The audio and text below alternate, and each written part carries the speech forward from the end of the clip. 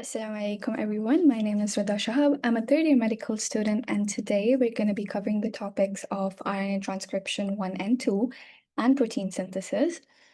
This is going to be a fairly short lecture, and the topics are really easy. But if you have any doubts throughout the session, feel free to reach out to my number to ask your questions. So let's begin. So these are going to be our table of contents for the day. We're going to overview RNA. We're going to go through transcription. Then we're going to talk about prokaryotic and eukaryotic transcription. Then we're going to talk about eukaryotic transcription in a bit of detail. We're going to cover RNA splicing and alternative splicing. And finally, we're going to jump into protein synthesis. So let's start. So first, we're going to review RNA. Now, before we go over RNA, we're gonna cover DNA, right? So DNA is our genetic blueprint, and DNA is the short form for deoxyribonucleic acid, which is gonna store your hereditary information, which is also your genetic information. Now, DNA contains genes, which are basically gonna make proteins. Okay. Now, DNA sequences are going to determine the order of amino acids in proteins, which links your genotype to your phenotype. So basically, your genetics to how the person looks. Now, DNA is the one that provides the template for RNA synthesis during transcription. Now, this is going to make more sense when we discuss transcription, but basically, DNA is the template for making of RNA. Okay. Now, DNA, as compared to RNA, is a double-stranded helix, which is made up of nucleotides with bases adenine, thymine, guanine, and cytosine. Now, if we zoom in into this picture, you can see that DNA is double stranded like this, and the bases are adenine, thymine, guanine, and cytosine. Okay, it's adenine, thymine, and guanine, and cytosine. And adenine pairs with thymine, guanine pairs with cytosine. Okay, now coming on to RNA, which is going to be our main star for the day. Now, RNA is the short form for ribonucleic acid, and RNA, as compared to DNA, is single-stranded and it's less stable than DNA. Now, the most important question to ask here is, why is RNA less stable than DNA? Now, if you focus on this picture right here, RNA is less stable than DNA because it has a hydroxyl group at carbon number 2. That's why it's more prone to, instability as compared to DNA. Okay. Now, the structure of RNA remains the same as DNA. It's going to have a sugar, it's going to have the phosphate group, it's also going to have the bases, except one base difference. So it's going to have adenine, guanine, cytosine, but instead of thymine, it's going to have uracil. And that's the only change. Plus, it's single-stranded and it's unstable. So the four bases in RNA are going to be your A, U, G, C, and U is the one that's going to replace T, which is your thymine. Okay. Now, comparison of DNA and RNA is very simple. RNA is shorter, it's single-stranded, and one gene long at most, whereas DNA is long, of course, double-stranded, and it also contains many genes. Now, RNA contains the sugar ribose, whereas DNA contains deoxyribose, okay? Now, RNA can store both information, like DNA stores your genetic information, RNA can do the same thing. But it also catalyzes chemical reaction, right? Like proteins, which we're going to get into when we go into protein synthesis. And the enzyme that does that is called ribozyme. So from RNA or ribonucleic acid, ribozyme. Okay. Now, comparing DNA and RNA from this picture, you can see that DNA is double-stranded, RNA is single-stranded. The four bases in DNA are cytosine, guanine, adenine, and thymine.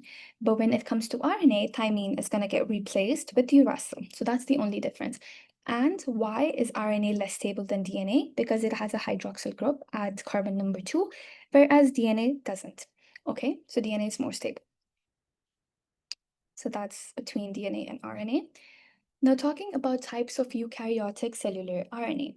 So, we're going to cover a few of them, and I'm just going to briefly go over them, but it's going to make more sense as we're going to cover these processes that they come under. So, we have messenger RNA, which is mRNA. Now, messenger RNA is the one that transfers the DNA code to ribozymes for translation. Now, what is translation? It is when you're making your proteins from mRNA, which is your messenger RNA. So the function of messenger RNA is it's going to transfer the DNA code that you got from the DNA template, right, to ribosomes for translation or for protein synthesis. Now, transfer RNA is basically it's like the transfer material. So it's like a commute for amino acids to ribosomes, okay? So amino acids need to go to ribosomes for protein synthesis, of course, and the person that's going to bring them, or the thing that's going to bring them, is going to be your transfer RNA. Then you have your ribosomal RNA, which is basically what ribosomes are made of. So ribosomes are made of proteins as well as ribosomal RNA, okay? Then very importantly, you have your heterogeneous nuclear RNA, which is also called hnRNA or pre-mRNA. And from the name pre-mRNA, you can distinguish that this is going to be the precursor of your messenger RNA. Okay, so first, when you're decoding DNA, right, you're going to make your heterogeneous nuclear RNA or your pre-mRNA, and then this RNA or pre-mRNA is going to undergo some editing, and then it forms into a mature mRNA. So I hope that's clear. Heterogeneous nuclear RNA is only found in the nucleus of eukaryotic cells. And of course, as we discussed, it represents the precursors of mRNA. It's going to make more sense why it's present in the nucleus as we go on. Okay, now there's a few more types. So we have the small nuclear RNA, which is snRNA, and it's also found in the nucleus of eukaryotes. It's going to make more sense in a bit, so don't overwhelm yourself with information. And one of its major functions for small nuclear RNA is splicing, right? Which is basically the removal of introns of mRNA, okay, to yield it into a mature mRNA, basically. Okay, now microRNA is just a short non-coding RNA, which is about 22 nucleotides long. So NT here stands for nucleotides, and it just controls the expression or repression of other genes during development. Okay, so it regulates the gene expression. That's what it does during development. And again, as we said, ribozymes are just RNA molecules with some enzymatic activity, and they're found in both prokaryotes as well as eukaryotes.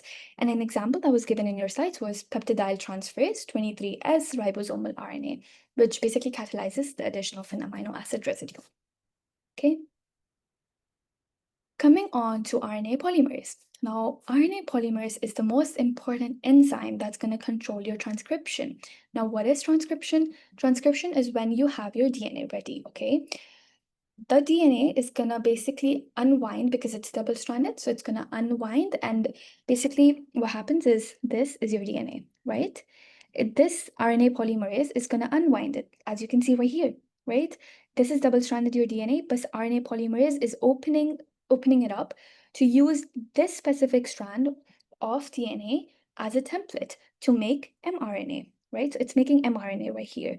If you zoom in a little bit, you can see that this is a template strand of DNA, and it's generating or synthesizing your mRNA from this one strand of DNA. Okay, and that's what RNA polymerase does. RNA polymerase is the main enzyme that controls transcription, that is going to start transcription, and that's going to make your mRNA from DNA. Okay, and as you're thinking, you're like, okay, well, it does start, Rida, but how is it going to end?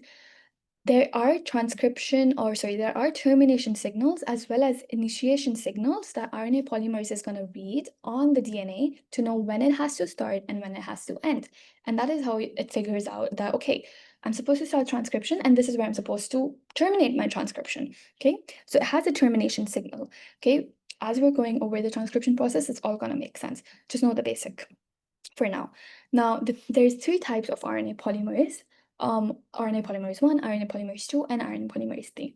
All of them have different types of functions, which we're also going to discuss. One important thing about RNA polymerase is it does not proofread its work, okay? Like the DNA primer, it does not proofread its work.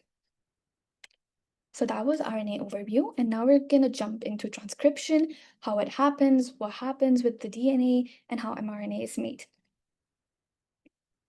Okay, so before we go into transcription, let's talk about gene expression first.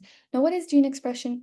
Gene expression is basically the process by which the DNA or the information that's stored in the DNA is used to synthesize RNA. So basically, DNA is going to give you RNA, okay? And that's gene expression. Now, a very, very important thing to notice or to know is in eukaryotes, this mainly happens in two steps, right? So there's going to be transcription and translation. Now, transcription is when your DNA turns into RNA, okay, which happens primarily in the nucleus. Translation is when this RNA that you got from the DNA essentially in transcription is going to turn into proteins in the cytoplasm. So everything first happens in the nucleus. When the RNA is formed, when the mature RNA is formed, it throws it out in the cytoplasm to go to the ribosomes and make proteins. That's how everything works, okay?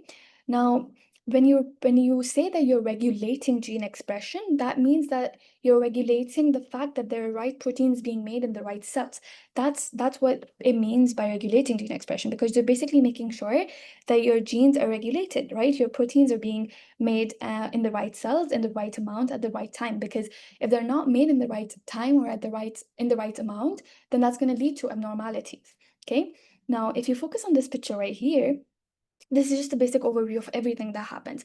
So you're going to have the DNA replication, DNA repair, genetic recombination. This is going to give you your DNA, right? When the double-stranded DNA is finally formed, it's going to undergo transcription, which is where it's going to yield out your RNA, okay, or your mRNA, okay? And then from this transcription, your RNA is going to go into translation, which is the part that happens in the cytoplasm. So this part happens in the cytoplasm, and this part happens in the nucleus. Okay, and then your RNA is basically going to give you your protein, and then that's pretty much it. That's how you get your protein. Going into transcription in details now. So you have your transcription factors. To make it more sense, transcription factors are basically something, it's basically a protein, right, that binds to the DNA near the site of transcription gene. Now, these transcription factors can either inhibit or assist RNA polymerase. So what's the meaning of this? It's basically that there's these proteins, right, that bind to the DNA. Now they bind to the site near where transcription is going to start. Now these transcription factors can either help RNA polymerase start transcription, or they're going to inhibit RNA polymerase from starting transcription, if that makes sense, okay? So they're basically gonna yield RNA polymers and starting transcription. And if it inhibits RNA polymers from not starting transcription, that's going to be called your termination part, okay? Now there's two types of transcription factors. So you have the general part and then you have the specific part. Now the general transcription factors, this is the one that we're going to focus on. It's going to combine with RNA polymerase. So we said RNA polymerase is the main enzyme for transcription, right? So it's going to combine with the transcription factor is going to combine with RNA polymerase to form a pre-initiation complex, which basically means that this transcription factor is going to be with the RNA polymerase, right? And it's going to help it start transcription. So as soon as the nucleotides are available, as soon as the DNA is formed, this RNA polymerase, with the help of transcription factor, is going to start your transcription. And that's what the picture here says right here. Tata box is one of the transcription factors that we're going to get into. It comes with it basically is going to help RNA polymerase start the transcription. Now, if you go to the stages of transcription, what are the stages of transcription? There's going to be initiation, of course. Then there's going to be synthesis of RNA, and then there's going to be termination. Okay. So initiation is going to happen when the RNA polymerase enzyme and the DNA form a stable complex at the gene promoter. So there's going to be a promoter gene available at the DNA strands, right? That's going to also promote your your initiation. It's basically going to promote your transcription and the start of your transcription, right? So that's going to happen. And then there's going to be the synthesis of RNA, which is where your RNA polymerase just proceeds to use DNA as a template to make your mRNA. And then the termination signal is going to be there. And as soon as the termination signal is identified by RNA polymerase, the entire process is going to stop and your product is going to come out to be pre-mRNA, because then it's going to undergo editing, right? So if you focus on the picture right here, this is your promoter that's present on the DNA strand, right? The promoter along with the RNA polymerase. The promoter is basically the transcription factor as well, okay? So don't get it confused. Both of these are going to help RNA polymerase starting the transcription, right? So RNA polymerase and promoter are going to work together. They're going to start the transcription, right? And then this is the initiation part. That's done. They start the transcription. Now the elongation part is going to happen, which is when the RNA polymerase is going to unwind the double-stranded DNA. So you can see that it's unwinding it, and it's using this part of the DNA strand to give you mRNA. So this is elongation, which means it's making the mRNA. So the process is going on. And the termination happens when the RNA polymerase finds out that there's a termination signal and just completely stops the entire process. And then your RNA transcript is yielded out. Okay. And then your promoter also just leaves because it has no job to do anymore. So that's how transcription works and the stages of transcription. So there's initiation, there's elongation, and termination, okay? Elongation is basically the synthesis of RNA, by the way, because you're making it. So as you're going, it's getting elongated. So just to get that clear, so they're not two different things, they're the same thing. Now, transcription starts with RNA polymerase, right? We said that. Now, RNA polymerase binds to the transcription start site at a region of DNA called the promoter. So the region of the DNA right here, which is called the promoter, is where the transcription factor is going to be there. Now, these transcription factors are different types. Oh, there's going to be Tata box, there's going to be CAT. We're going to discuss all of that, okay? So this promoter is just a region of the DNA that has a transcription factor.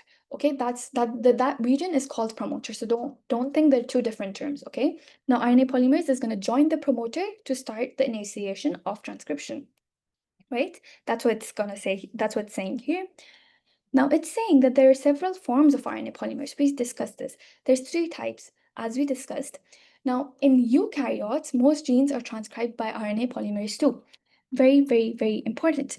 So in eukaryotes, which is us, or human cells in general, the most genes are transcribed by RNA polymerase II. So RNA polymerase II is the one that's doing most of the things.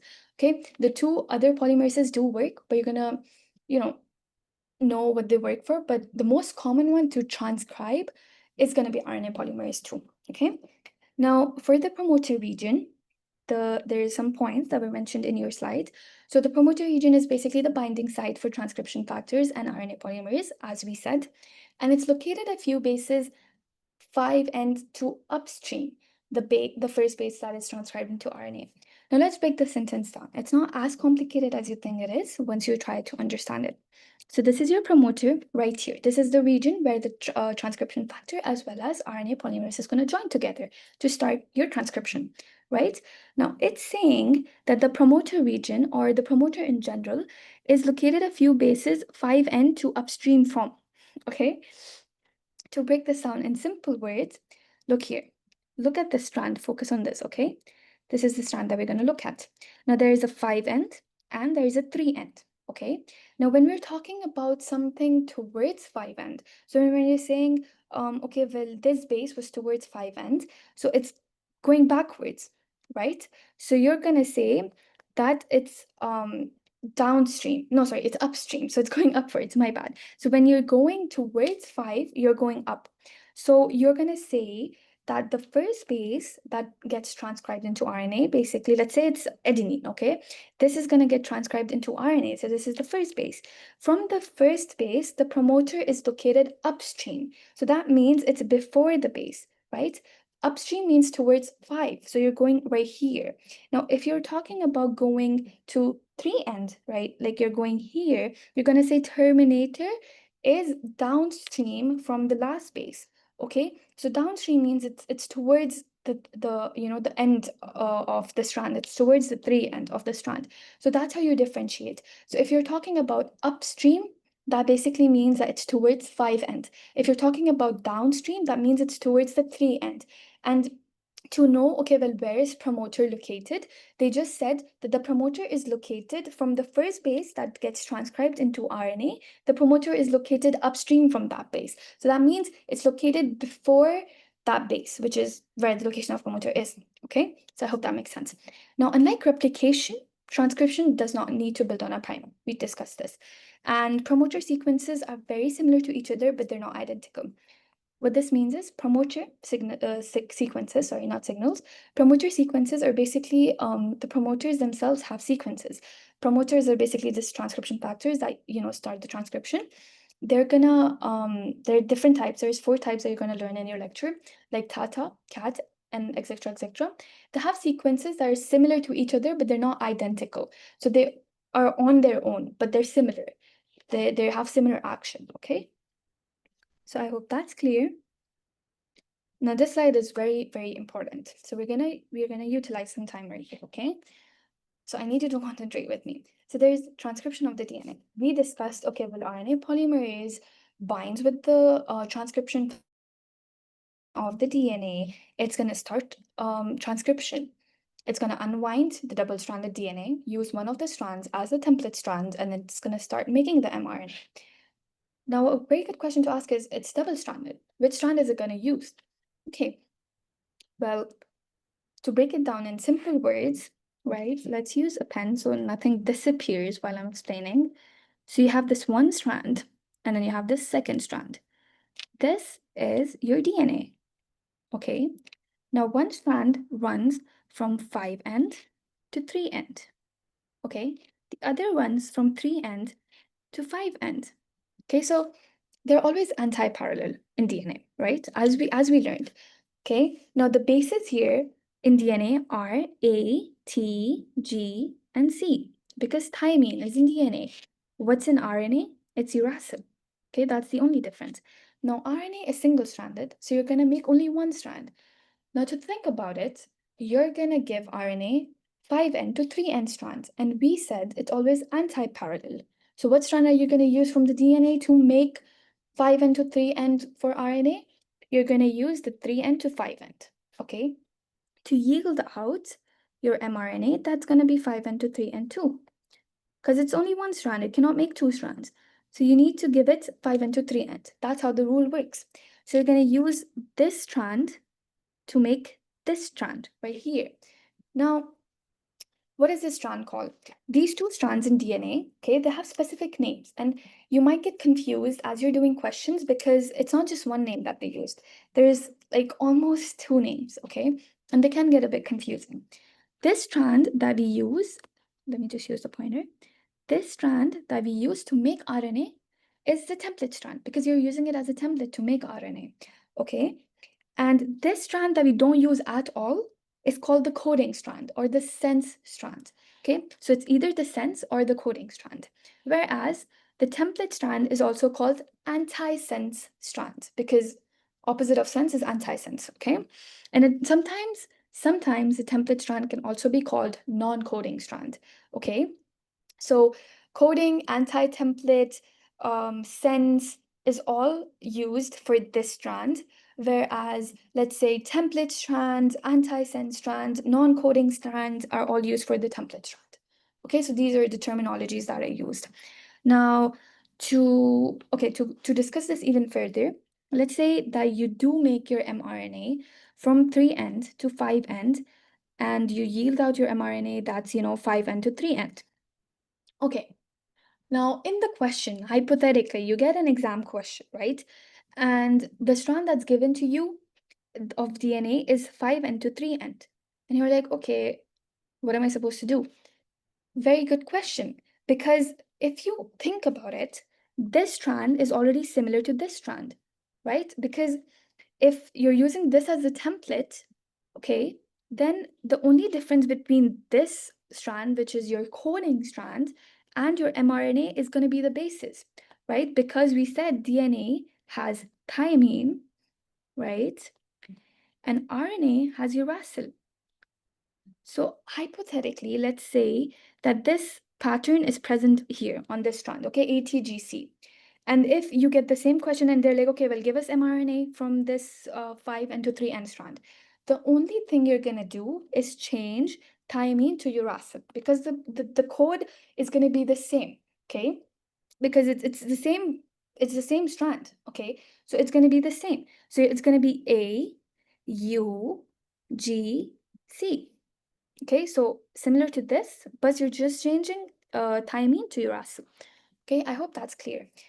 And again, if let's use the pointer again because it's getting messy. If any bases were present here, let's say it's A is present here, you're not gonna put A here. No, you're gonna start from the end. So you're gonna go opposite, if that makes sense. So if A is present here, that's when you're gonna use U here. If G is present here, you're gonna say C here. Okay, let's say if G is present here, then your last is gonna be C. I hope this makes sense. We're gonna solve questions on it.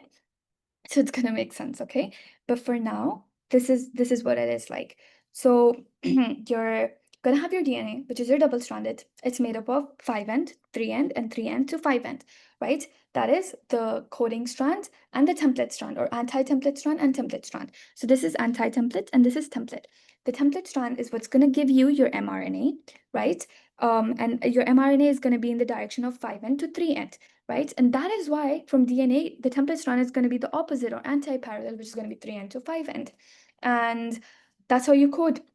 And also, if the question has 5 end to 3 end, then you're just going to change the bases because it's the same. Okay. I hope that's clear. That's all that this slide covers. The template strand, which is the anti-sense strand, right, is the strand that's used as a template, and it runs from 3 end to 5 end, as you can see right here. The coding strand is just there. It doesn't really do anything, but it corresponds to the same sequence as the mRNA that will contain the codon sequence necessary to build proteins. So it's basically the same thing, except the bases are changed. Okay. Oh, the slide is just repeated, so sorry about that. Okay, now for base number, what is base number? We discussed this very briefly because we're going to go over it again. Now, ignore this point first, okay? We're not going to look at this point. We're going to first solve these 2 points, and then we're going to go back to this one, okay? Now, again, as we said, if you're going towards 5 end, that means you're going upstream, right? If we're going towards 3 end, that means you're going downstream. Now, a very easy way to remember this is when you're going upstream, your values are negative. So let's say you're climbing a mountain. For example, as you're climbing the mountain, as you're going up, your oxygen levels start to decrease, right? So as you're going up on the strand, the numbers are going to be negative. So if you're talking -1, -2, -3, that means, let's say -1. That means one base upstream. And one base upstream means towards the 5 end. If you're saying +2, that means 2 bases downstream towards 3 end. Okay, I hope that makes sense. This is all that it says. So downstream is to the right, as you can see. Downstream is to the right, so you're going towards 3, so that's towards the right. Okay, also the base number is used on the coding strand, okay, not on the template strand, just so get that clear. Don't get yourself confused. It's used on the coding strand. So if you're going towards 3 end, that means you're going downstream, which means it's going to be +2, +3, +10, etc. If you're going upstream, it's going to be -10, -20, etc. Okay, that means you're going towards 5. Now, promoter is located upstream and terminator is located downstream. I hope you understand that, okay? If you just focus on the numbers right here, -10 basically means that the promoter right here is 10 bases upstream, okay? And +10 basically here means that, let's say the base, hypothetically, there's a base here. So let's say adenine, which is the first base that gets transcribed into mRNA, is 10 bases downstream, so towards 3, okay? And to get back into the sentence, it says a numbering system is used to identify the location of important bases. That's why we say upstream, downstream, to basically identify if it's closer to 5 end or if it's closer to 3 end, okay? And it says the first base that's transcribed as RNA is defined as +1 base on the gene region. So that means the first base that's being transcribed into RNA is +1. That means it's one base downstream, right? So it's going to be right here. It's going to be right after the promoter, okay? So +1 is downstream. That's how you start counting. The first base is going to be +1. The second base is going to be +2. As it goes on, like let's say +10 is going to be 10 bases downstream. Okay. Oh, it's not coming out. Okay, let's go. So now for promoters. As we said, there's transcription factors. Promoter is just the region on DNA that has the transcription factor with the RNA polymerase that's going to start your transcription. Now, promoters are different. As we said, they're going to be different types in eukaryotes, okay? Now, the different types you have is cat box, tata box, GC, and cap. The 2 most important ones to know are these 2. These 2 are good to know, but Tata box and cat is really important to know. Now, the sequence is really easy to understand. For cat box, just focus.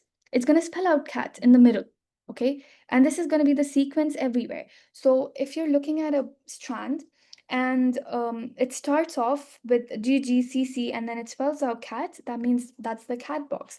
That's the promoter that this strand has, okay? Now, for Tata box, it's the most common. It's the most common one that you're going to see. Now, if it's TATAA, then that means that's the Tata box. The strand has the promoter, that is the Tata box. For GC, it's going to be triple G and then 1C, and then triple G and then 1C, okay? So that's that. And then for cap, it's just going to be TAC. So cap, TAC, cap, and TAC, okay? Now, for example, what they could do in a question is they bring a strand, right? And it has like all of these bases, yada, yada, yada, yada. And then at the start, it's like TAT double A. Okay, and then the question is like, okay, well, what is the prokaryotic, or sorry, what is the eukaryotic transcription factor that's used here? And you're going to be like, oh, well, TADA is used, so that's TADA box. So the promoter element here is the TADA box. So that's how they could frame one question. It's really important to know this, very easy. Okay, now just to get an overview of everything. So first, of course, we're going to have our DNA, which is double-stranded. From the DNA, it's used as a template. It's going to give you single-stranded RNA, right? And what part of DNA gives you the single-stranded RNA? It's the template strand, right? Which runs in what direction? 3 to 5. Okay. The RNA product, of course, is anti-parallel and complementary to the template strand. Okay, so it's going to be anti-parallel, which is going to be 5 to 3.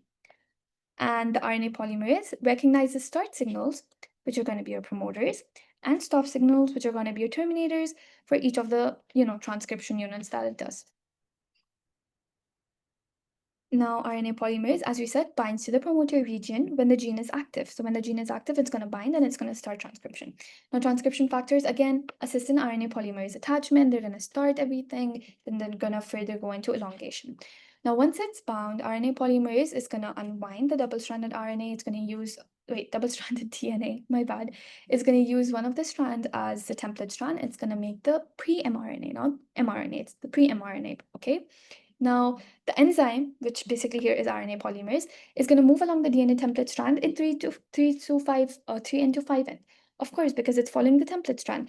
But it's going to give you the mRNA in 5:3 strand. Okay? So while synthesizing RNA in 5:3 strand. Okay?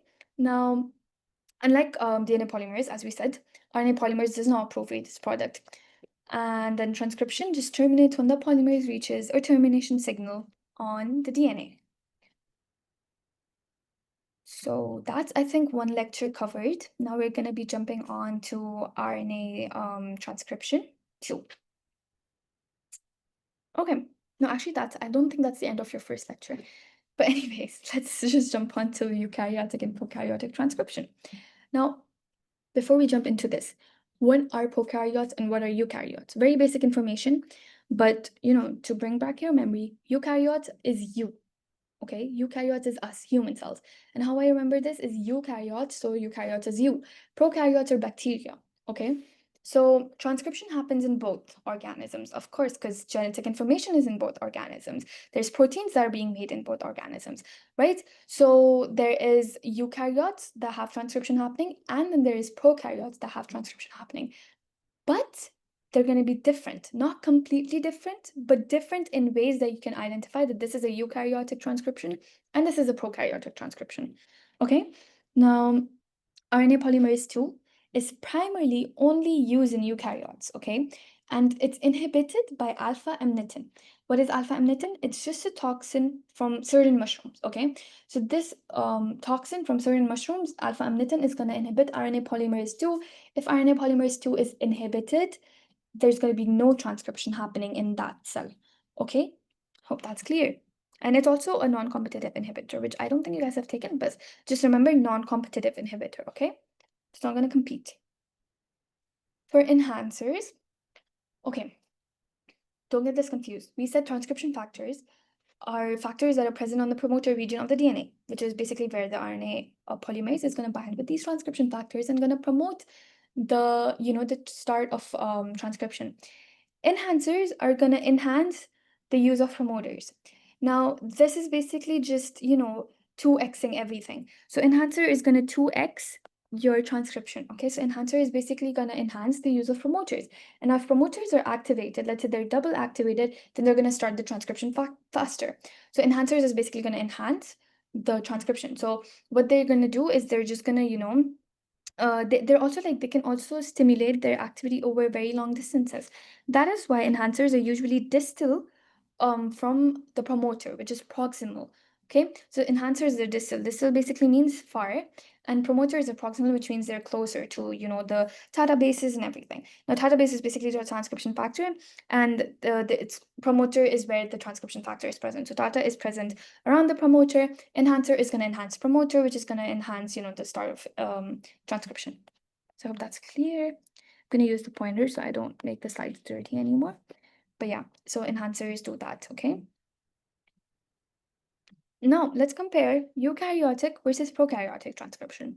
So, prokaryotes compared to eukaryotes, they're very simple. They don't want to go through the hassle of everything, right? So they just have one RNA polymerase that makes everything. Messenger RNA, transfer RNA, ribosomal RNA, everything is just made from just one person, okay? Or sorry, one enzyme. But eukaryotes, on the other hand, they're very complicated. Humans are very, very complicated, right? So we have three types of RNA polymerase too. And sorry, not RNA polymerase 2, we have three types of RNA polymerase, which is RNA polymerase 1, RNA polymerase 2, RNA polymerase 3. Now, what are the functions of these? Well, we know RNA polymerase 2 helps in transcription. So if it's helping in transcription, it's basically giving you what? It's going to give you messenger RNA. So RNA polymerase 2 is going to give you messenger RNA. Okay, RNA polymerase 3 comes after RNA polymerase 2. And what happens after RNA polymerase 2, which helps in transcription, is what's going to happen is going to happen translation. And translation is where you're going to have protein synthesis. And for protein synthesis, you have to transfer amino acids, right? So RNA polymerase 3 is going to make the transfer RNA. So it goes in steps, okay? And RNA polymerase 1 is basically going to make ribosomal RNA, which is how ribosomes are made. So RNA polymerase 2 is going to make ribosomes, or sorry, it's going to make ribosomal RNA. RNA polymerase 2 helps in transcription, so it's going to make messenger RNA. And RNA polymerase 3 is going to make transfer RNA, okay? So these are very important to remember, and I hope I made it easier to remember. Just remember that RNA polymerase 1 is going to help you make ribosomes so it can prepare for protein synthesis.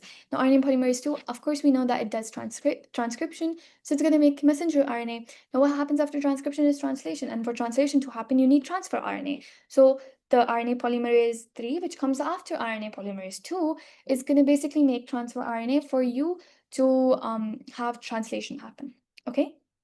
So that's pretty much it for the RNA polymers in eukaryotes and prokaryotes. Now, for initiation and promoters, etc., prokaryotes and eukaryotes have a slight bit of difference, right? So in prokaryotes, the RNA polymerase just uses a helper protein that's called the sigma factor that's going to help it start transcription. In eukaryotes, as we discussed, what helps us start transcription? It's the transcription factors. So that's the difference. And the sigma factor basically helps it recognize promoter sequences, etc., typically at the -10 and -35 regions. What are -10 and -35 regions? -10 basically means 10 bases upstream. Okay, so it's towards the 5 end. -35 is 35 bases upstream. Okay, so these promoters are usually the promoter sequences are located in prokaryotes is like 10 bases upstream, 10 bases towards the 5 end. Okay, and then eukaryotes is basically, as we said, we use transcription factors as compared to prokaryotes that use sigma factors, and then our eukaryotes basically also have the main promoters, and our main promoter, which is the most common one, is Tata box. And what was Tata box? It was TATAA. This was the sequence, okay? And it's located about 25 bases upstream of the start site. Now, I'm sorry, 25 bases upstream is also towards 5 end. So -25, okay? -25 and 25 bases upstream means the same thing. So -10 and -35 is also 10 bases upstream, 35 bases upstream, so towards the 5 end. I hope that's clear. Now, monocistronic versus polycistronic mRNA. Now, what is monocistronic versus polycistronic? Prokaryotes are polycistronic. That means that one long mRNA that they produce from, their DNA and the RNA polymerase, that only one of, like, they don't have any types of RNA polymerase, it's just that one specific type. This one, a long mRNA, is going to give you multiple genes. Okay, it's going to give you multiple genes, which means it's going to give you multiple proteins. Whereas eukaryotes are not like that. We said eukaryotes are very complicated and they're also very specific, right? So this one mRNA in our human cells, which is in eukaryotes, is going to give you only one protein. So one mRNA is going to give you one protein or one gene, right? That's gonna code for the protein. Whereas prokaryotes is gonna give you that one mRNA in prokaryotes is gonna give you multiple genes, which is gonna code for multiple proteins. Okay, and that's what happens right here. So this is prokaryotes. And how do you identify prokaryotes? A very simple trick to identify that it's a prokaryote is that they have this shine Dalgarno sequence. This Shine-Dalgarno sequence is the sequence that basically is identifiable for prokaryotes, and the significance of the sequence is that it basically helps in translation, and it's just located. It's like located right before the promoter.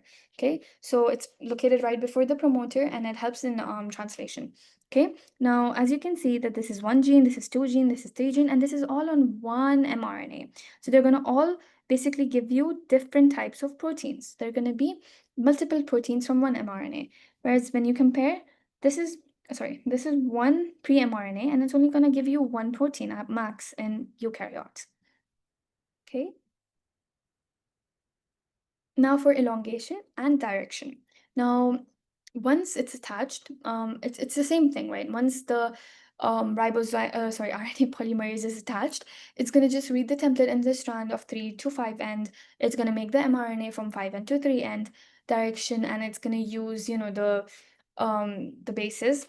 And but the only difference in prokaryotes and eukaryotes in elongation term wise is that in eukaryotes, elongation just takes longer and slower. And the best way to remember this is humans are very specific. So they would want to make sure that there's no mistakes because RNA polymerase cannot prove read its work. So in eukaryotes, they don't want to make any mistakes, right? So they're slower. So the elongation in eukaryotes is slower than as compared to prokaryotes. For termination, in prokaryotes, transcription stops when the polymerase reaches a termination signal, right? Now, in prokaryotes, this termination signal specifically could either be row dependent or it could be row independent, right? So it could either depend on row or it could either not depend on row. But in eukaryotes, this entire process of termination, right, is not really fully understood. It's not been done researched about. Okay, so this basically, they just for now they just said that it has a specific termination signal, which is called the polyadenylation signal, which is double A, U, and triple A, right? So that's how the RNA cuts off when there's a polyadenylation signal. That's what they have noticed. Okay, but in prokaryotes, the termination signal could either be row dependent or row independent. And in eukaryotes, it's just usually the polyadenylation signal because it has not been much researched about. Now, RNA processing. What's RNA processing? The RNA, when the pre-mRNA is made, we said that the pre-mRNA is made after the whole, the DNA is unwinded. You use that one template strand to give you the pre-mRNA, but we said that it's not perfect. It still has to undergo a lot of things. So this is what we call RNA processing. When that pre-mRNA, specifically in eukaryotes, undergoes a certain number of steps to give you your mature mRNA, okay? And those steps are basically capping, tailing, splicing, and then it can leave and then it can go to the cytoplasm for protein synthesis.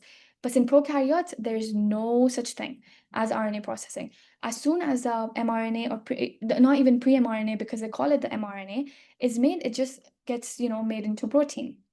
So that's what happens.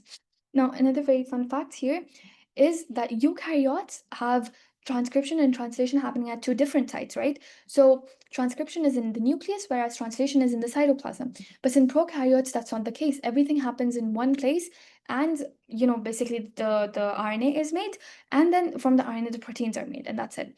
Okay.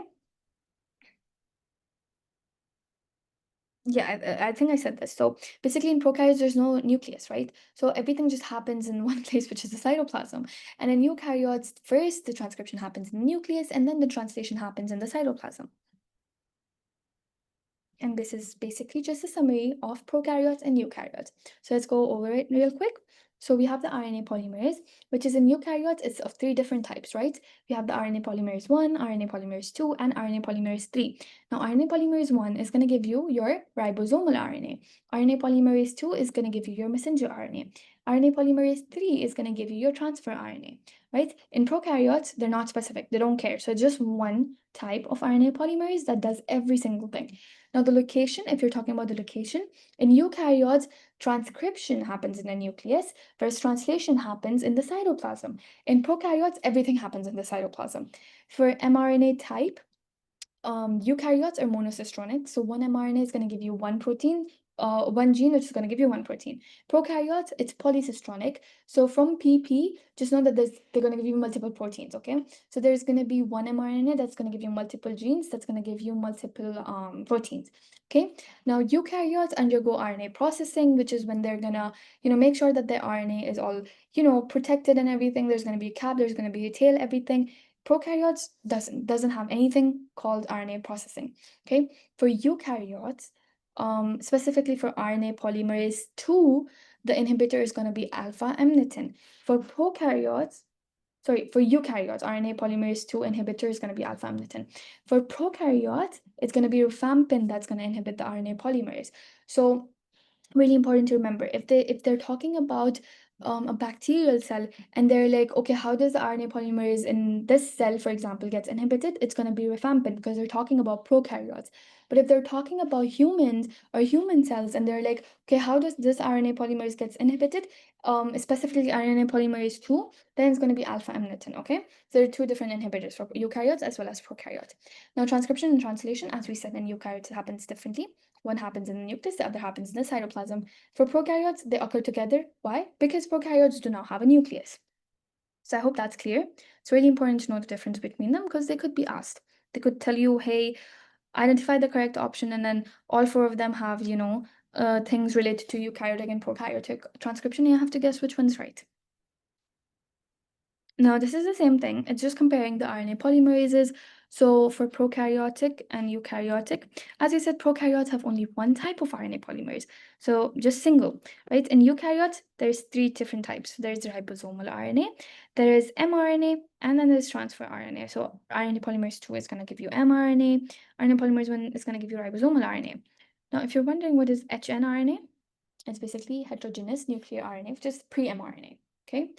And so the pre-mRNA is going to be matured into mRNA. That's what it is, okay? Now, RNA polymerase 3 is just going to give you transfer RNA. Now, prokaryotic requires sigma factors to initiate its transcription, or basically to, basically just initiate its transcription. Whereas eukaryotes, they have the transcription factors that binds before RNA polymerase to, start the transcription. Now, prokaryotes, the termination signal could sometimes require Rho or sometimes do not require Rho. So it could be Rho dependent or Rho independent. Eukaryotes, they don't care. They don't even need Rho in the first place. And we said that the termination signal has not been much researched about in eukaryotes. But for now, what we know is it's a polyadenylation signal, right? We said it's a polyadenylation signal, okay, for termination. Now, prokaryotes, the RNA polymerase is inhibited by rifampin, whereas eukaryotes, the RNA polymerase 2 is inhibited by alpha amnitin, which is found in the mushrooms. Okay, so this slide is from your tables, and it's just, to make sure that everything's clear. This slide is much more easier. It's ChatGPT generated, so you can use both of these slides, but they're really important too. And that ends our first lecture. So now we're going to do some questions for practice, and you're going to answer them. So I'm going to give you 5 seconds after every question to answer them, okay? Now, what is special about RNA structure compared to DNA that contributes to its decreased stability?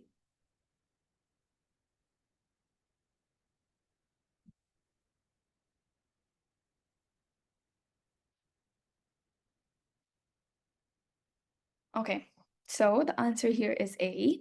We discussed this. We said that there's a hydroxyl group at carbon number 2. If you remember, if you don't, just go back to the slide real quick and look at it. But there is a hydroxyl group that's present at carbon number 2 that makes it unstable. Everything else just doesn't make sense. RNA is not double-stranded, it's single-stranded. Plus, one sec, presence of thymine instead of uracil? No, it's opposite. The presence of uracil instead of thymine is what RNA has, okay? And presence of methyl group on the 5 carbon? Nope. Oh, now this is really important. For the following DNA sequence, which is the coding strand, I'm not going to read it out. On the transcribed strand, what is the mRNA sequence that's synthesized from it? One small hint I'm going to give you here is the strand is from 5:3. It's the 5:3 end strand. It's the anti-template strand. This is not the template strand. And I told you how to solve this. So make sure you use your brain cells.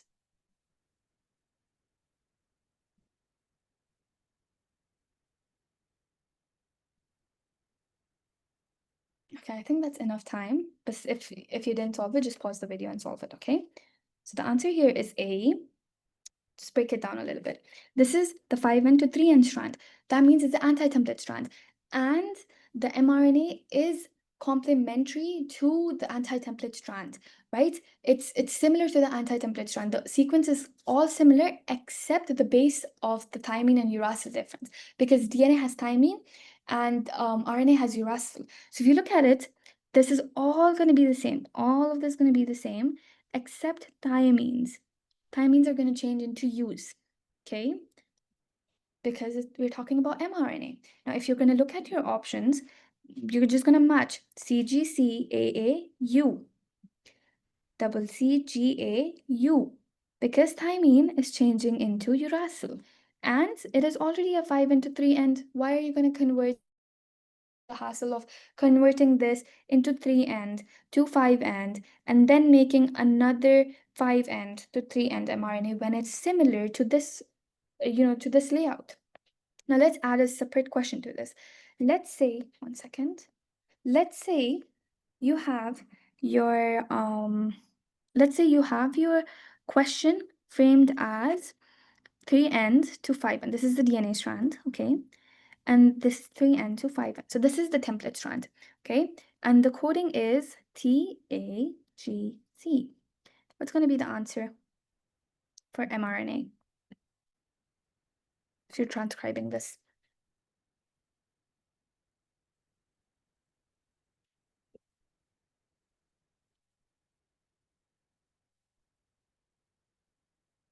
Okay, now listen to me very, very carefully. Okay, if you're still confused about this, this is where we're going to solve this.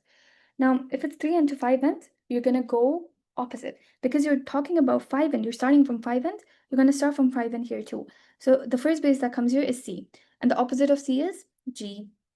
The opposite of G is C, because cytosine to guanine, guanine to cytosine.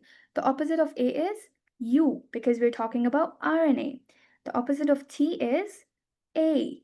Okay, so this is what your sequence is going to look like. And your anti-template strand, not non-template strand. Your anti-template strand is going to be the same. Wait, hold on, not here. I'm not going to put it here because you guys are going to get confused. This is the DNA, right? Let's just remove this top. Okay.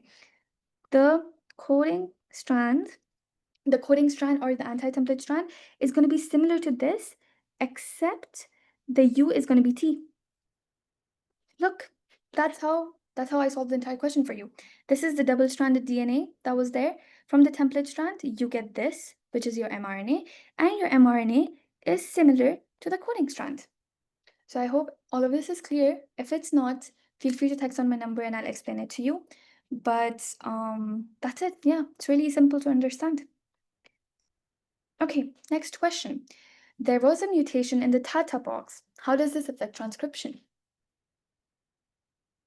You're going to have to link this. So Tata box was your transcription factor, right? So what's going to happen with transcription?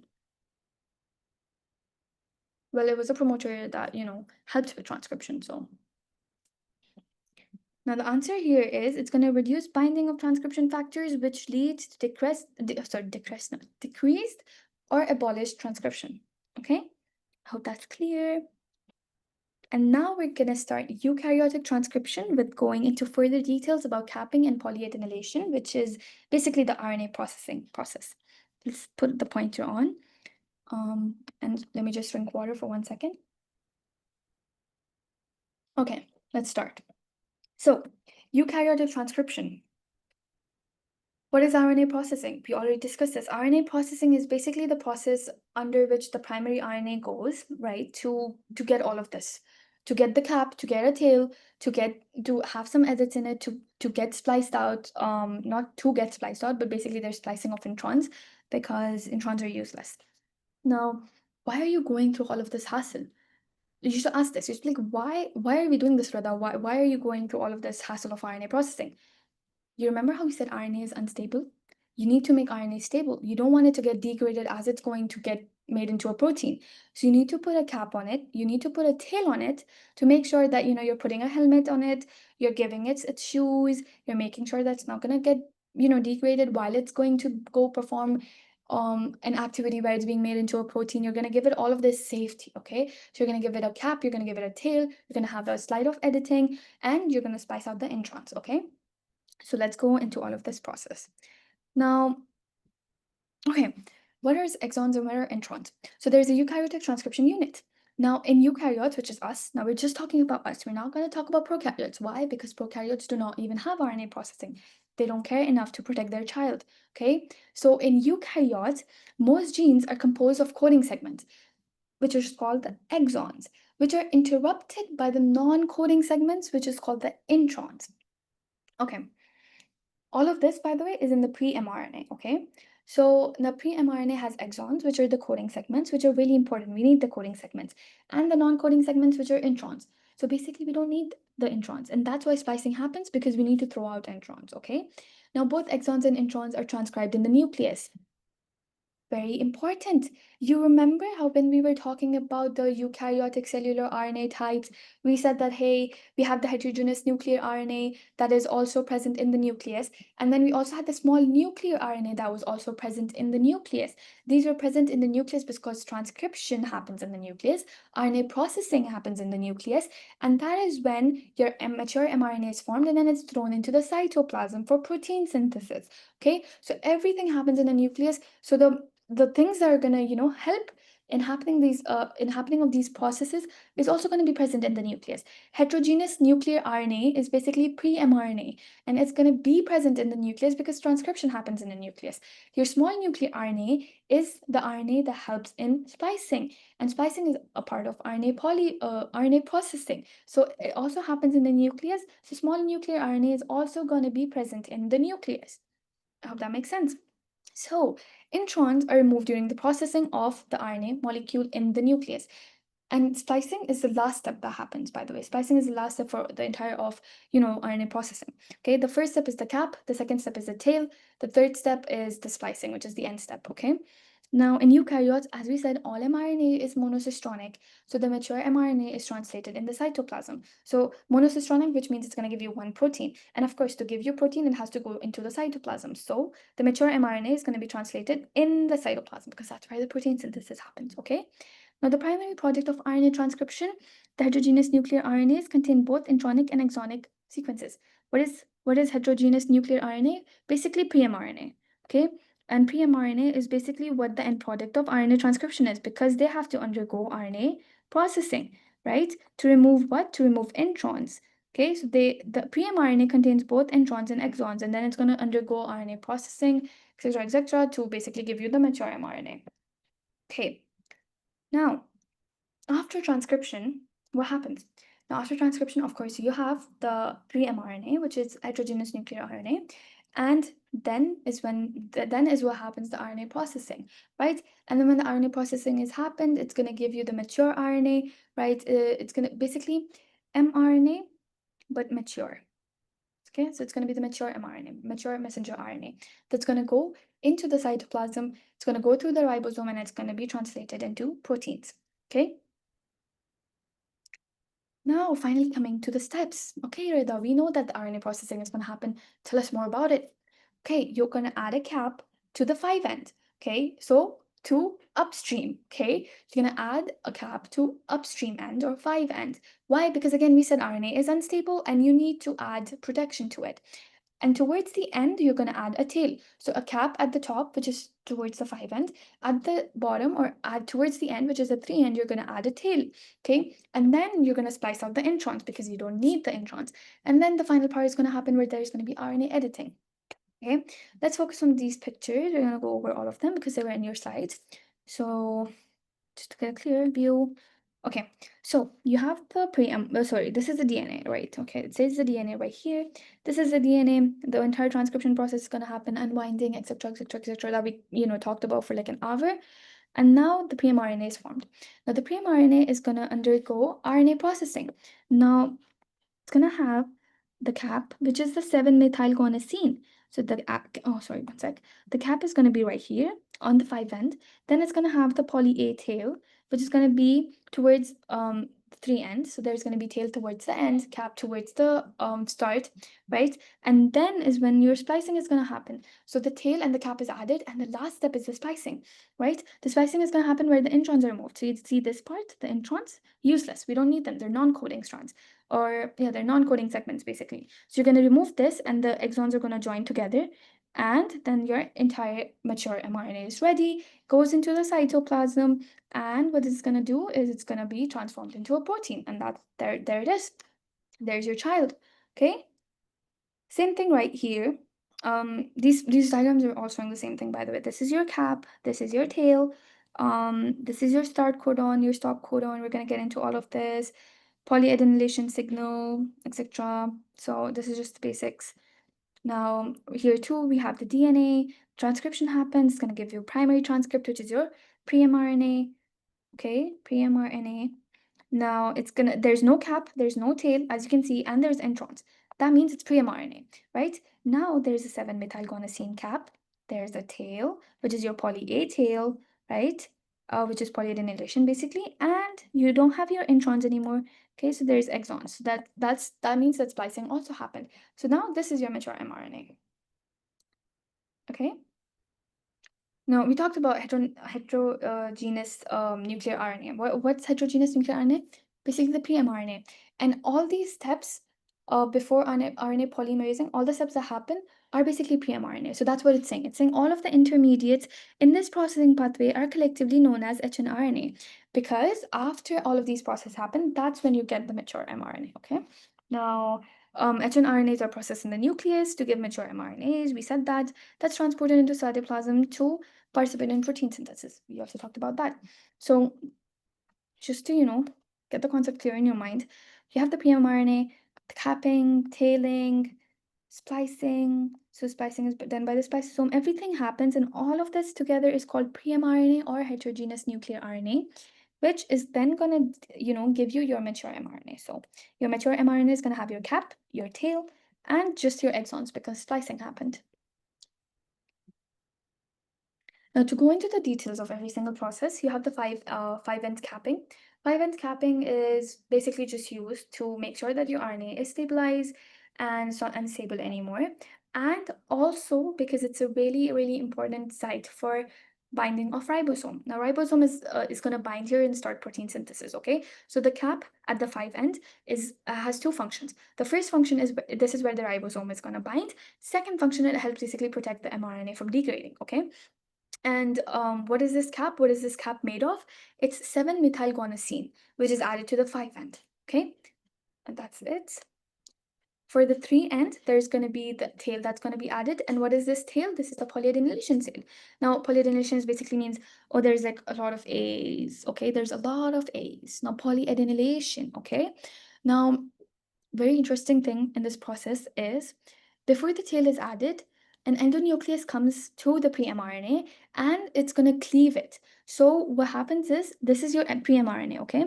Endonucleases basically comes in here, and it's going to cleave it. It's going to just cut this half of the part out, okay? And then this half part is just gone because endonuclease took it, right? It cuts it.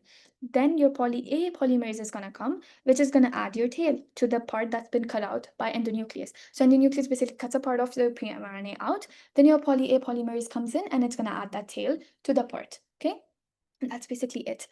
To basically the new 3-end. Okay, so it's going to cut the 3-end. Then the poly A polymerase is going to come and it's going to add a new tail or new end to your strand. Now, a few mRNAs, example, your histone mRNAs, they don't have a poly A tail. Okay, so these histone messenger RNAs, they don't have a tail. Okay, that's what you need to remember. And that's it for your, capping and polyadenylation. And now we're going to get into splicing, which is the process of removing introns. Okay, so what are introns? Now, introns are basically these regions within the gene that we discussed that are non-coding segments. Now, these don't code for anything. Now, as research suggests, these introns have no significance. There is no use or like not an accepted reason for the existence of these introns. So they're practically useless, and that's why you do splicing to get them out. and you basically just have exons, right? Now, some genes, they do have many long introns, such as the dystrophin gene, and that's what you need to know. The dystrophin gene is usually 70 introns, okay? 70 introns long. That makes up more than 99% of the gene sequence, okay? And now, if the dystrophin gene is mutated or if there's an abnormality with this gene, it's going to cause a muscular dystrophy.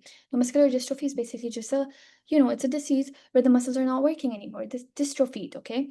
So that is what you need to know from the introns slide, is that the dystrophin gene is basically just made up of 70 introns that are long, and a mutation in this gene is going to cause muscular dystrophy. Okay, again, not all eukaryotic genes have introns. What's the exception here? It's the histone genes, right? As we also discussed that the histone genes, what do they also not have is a poly A tail. Just discuss this right here. It says right here that the histone mRNAs don't have a poly A tail and they also don't have introns. Okay, right here. So histone genes don't have a introns or they don't have poly A tails and they don't have poly A tails. Now, intron splicing. Now, how is splicing done? Introns are basically removed from the heterogeneous nuclear RNA, which is your pre-mRNA, by splicing. Now, splicing is accomplished by spliceosomes. Now, what are spliceosomes? They're basically called SNRP, right? And these spliceosomes are the complexes of small nuclear RNA. So remember we said that small nuclear RNA helps in splicing. The complexes that the small nuclear RNA gives you is spliceosomes that is going to help in splicing, okay? And they're just splice, they're gonna be the hrna sorry hnRNA molecule is gonna cut at splice sites at the 5 end and the 3 ends of the intron. Okay, so what it's basically saying is the whole strand from 5 end to 3 end, anything that comes between it that's known as an intron, it's going to be spliced out. Okay, now the intron is excised in the form of a Leyrian structure and it's degraded. So as soon as it's as soon as it's spliced, it's degraded. Okay, there's going to be no use of it. And the neighboring exons are just going to join together. They're going to link up, they're going to join together, and they're just going to make one single strand. Now, very important concept is alternative splicing. Now, what's alternative splicing? Alternative splicing is when the splicing happens, right? When the introns are removed, there's going to be multiple exons that are going to be left in the strand. Now, sometimes all of these exons are going to have different patterns of joining, right? So let's say, for example, there's exon 1, there's exon 2, exon 3, and exon 4. Now, when these join, the joining is going to look something like, okay, 1, 2, and 4 joined. So that's going to make a different protein, right? And let's say 1, 3, 4 joined. So that's going to make a different protein. And so alternative splicing is basically just different variants from one primary transcript. So from one mRNA or RNA is what's going to give you these different proteins, okay? Because there's alternative splicing, okay? So there's alternative splicing that's going to lead to different variations from this one single protein. And then there's also examples. The examples include such as muscle proteins, right? They're variants of this one single protein. And the variants are tropomyosin and troponin T, right? Because the exons joined in different ways. And let's say one combination of exons gave you tropomyosin, but the other combination of exons give you troponin T, okay? So that's how it works. And that's what this slide says. Now, coming into the examples of alternative splicing, there's alpha tropomyosin gene, which is basically the variant that gives you tropomyosin and troponin T. Okay, and that's that. We also have immunoglobulins, IgM and IgD. Now, alternative splicing. Now, what happens in IgM and IgD, which is immunoglobulins, is there's different types of rearrangement of VDG.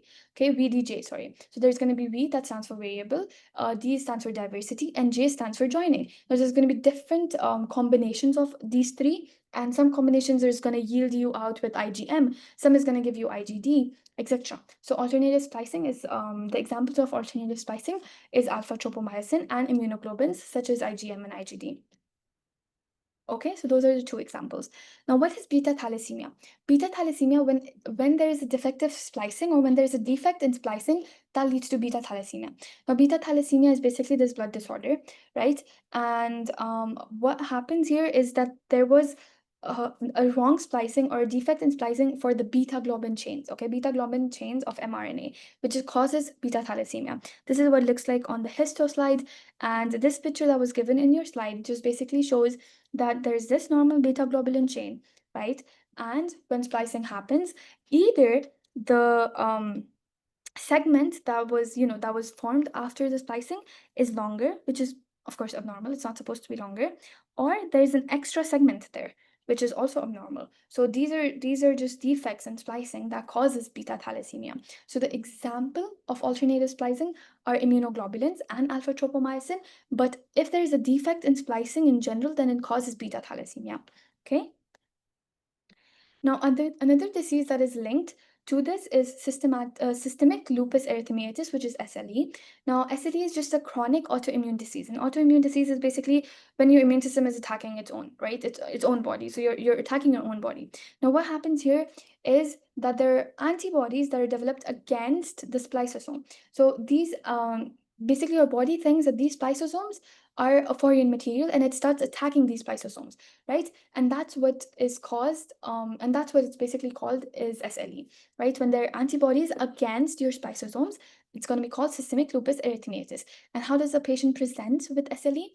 Is that they're going to have a butterfly rash, which is the most significant thing about SLE patients is they're going to have this butterfly rash. So it's going to look like a butterfly, basically. It's going to be on their cheeks, and a little bit is going to also be on their nose. They're also going to present with joint pain. They're also going to have feverish. Their temperature is going to be high. There's also going to be easy bruising, and also they're going to have anxiety and depression. Okay. So that's that. For Hutchinson-Gilford progeria syndrome, this was also in your slides, and this is very important to know. This was not very, very briefly mentioned in your slides, right? So I added a little paragraph that makes it make sense and easier to understand. Now, what this disease is, HGPS, which is progeria syndrome, we're just going to for short call it progeria syndrome. Now, this disease has a mutant protein, right, which is called progerin. Now, this progerin is basically a faulty form of laminin A, okay? Lamin A, sorry. And this faulty form remains permanently fernicylated, okay? It's gonna, because it's faulty, it's abnormal, it's always gonna be fernicylated permanently. Now, there are a class of drugs that are called farnesyl transferase inhibitors, which are also anti-cancer drugs. These are used for cancer patients, but they're also being used, as research said, it's also being used for progeria now because they're going to reverse this permanent fernicylization in these patients because they have, this mutant protein, right? And this because of this mutant protein, which is progerin, there's going to be permanent fernicylization. Now, because of this anti-cancer drugs, which are farnesyl transferase inhibitors, this permanent fertilization is going to be reversed. Okay, so the patients are basically cured. Now, research is still going on about this, and this is what Dr. Al-Jadda added on your slides. So I think what is important to know from here is that FTIs can prevent the permanent fernicylization in the Hutchinson-Gilford progeria syndrome. Okay, now RNA editing. Now, what's RNA editing? We did every single thing. Okay, we did RNA polymer. We did capping, we did tailing, we did splicing. Now comes RNA editing. Now, RNA editing is basically when there's going to be editing of the RNA without the involvement of RNA splicing. Now, if there's no involvement of RNA splicing and then there's RNA editing that's happening, it's basically called RNA editing. Okay, now that's what it is. And it's just a molecular process through which some cells can make these discrete changes to specific nucleotide sequences. Okay, we're going to get into this so you know it a little bit better. Now, this 1 second. Okay. Now, this discrete changes, why are they made? They're made to obtain a large diversity in proteins. Now, what do we mean by large diversity? You need a lot of proteins, and you need them from, these small number of genes, right? So RNA editing is done to either add, remove, or delete, add, remove, or insert one or more bases that could yield out a different protein form. Okay, and basically that's what it is. And the three types of RNA editing that happens in human cells or mammalian cells are substitution of uridine to cytidine, okay, and then substitution of inosine for an adenosine. Okay, so uridine is substituted by cytidine, and adenosine is substituted for an inosine. Okay, and then a new RNA editing that has been researched about is guide RNA, which is going to basically mediate either a specific insertion or deletion of a uridine base. Okay, to basically just get the general idea here is that you're editing the RNA, right, that you have formed from the DNA. You're going to either add, remove, or modify some of the bases to give you different proteins. That's where you need, because you want a diversity of proteins, okay? That's why RNA editing happens in the first place. And the three types that we're going to discuss, starting off with C2U, which is cytidine to uridine. So cytidine is converted into uridine, okay? And this is carried out by a cytidine deaminase enzyme. It makes sense. You're converting cytidine to uridine, so cytidine deaminase enzyme is what's going to help you, right? To convert the cytidine base into a uridine. So C2U substitutions. Then there's adenosine to inosine substitutions, which is carried out by adenosine deaminase, which also makes sense because you're converting adenosine to inosine, right? And this happens because of adenosine deaminase acting on RNA, which is basically the long form or short form for IDAR. Now, for C2U, which enzyme is used? It's cytidine deaminase. For A2I, it's adenosine deaminase. Okay. Now, A2I deamination is the most frequent type of RNA editing in humans. So, what's the most common type of RNA editing in humans? It's A2I. Okay. Now, since inosine behaves like guanine, right? It behaves like guanine, and that could basically cause a little bit of alteration in the RNA's behavior in the cell because it acts like guanine, which is one of the bases in RNA. Okay, now we discuss that A to I deamination is the most frequent type of RNA editing in humans, which is really important to know. These are just some of the bases and how they look like. I don't think personally he's going to ask you this in the exam because he didn't ask us this in the exam, but just cross-check with your BLCs and with your professor if he's going to ask you the structure for all of the bases. But it's good to just know them for roughly, Okay, now the third type of RNA editing that we're going to talk about is the guide RNA. Now, the guide RNA is going to basically just guide the process of RNA editing in eukaryotes. Now, this guidance could either have an insertion of a uridine base or a removal of uridine base, okay? So that's what the guide RNA does. So there's two processes. There's either deletion or there's insertion. So what first happens is there's going to be hybridization of RNA with guide RNA. Okay, so there's going to be the guide RNA that comes to the RNA.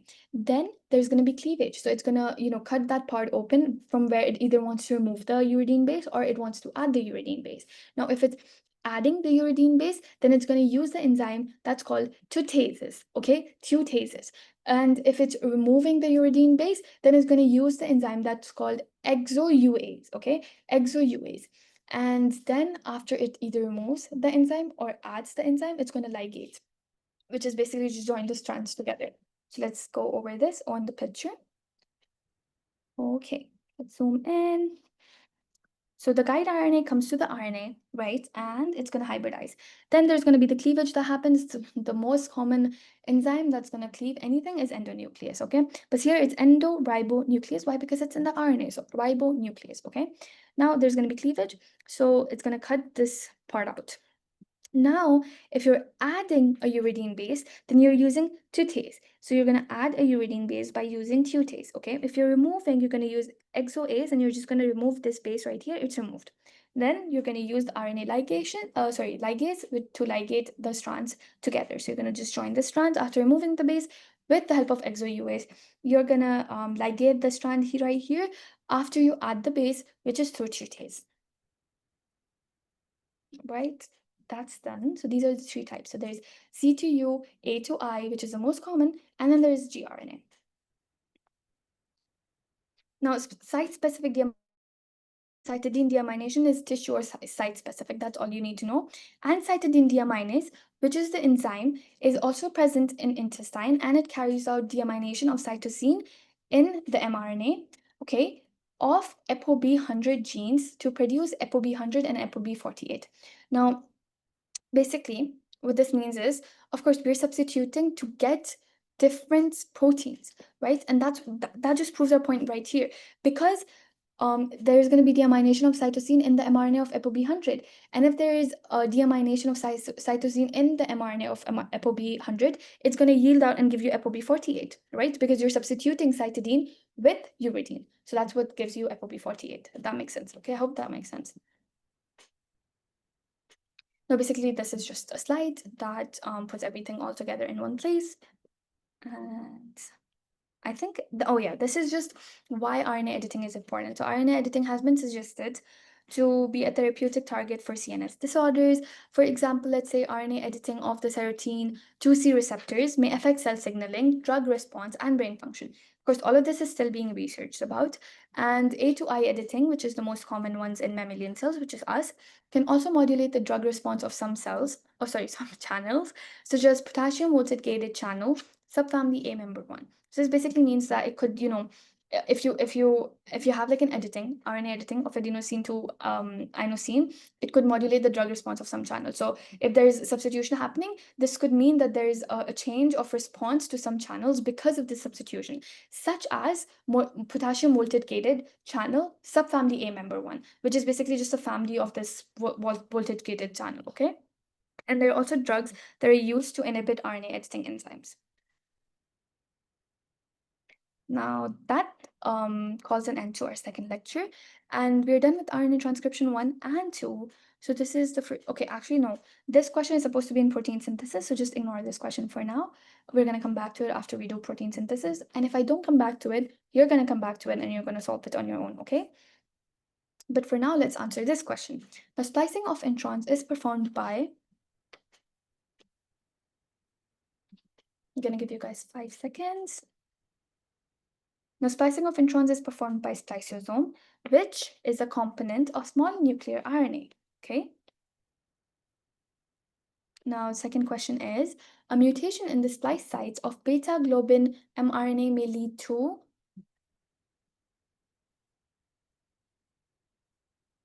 Okay, the answer here is beta thalassemia. Very easy. If there's any defects in the splice sites, it causes beta thalassemia. Okay. But if the question was worse and it said there's an autoantibody or there's an antibody against spliceosome, then your case would be systemic lupus erythematosus. Now, the 7-methylguanosine cap on mRNA is important because it.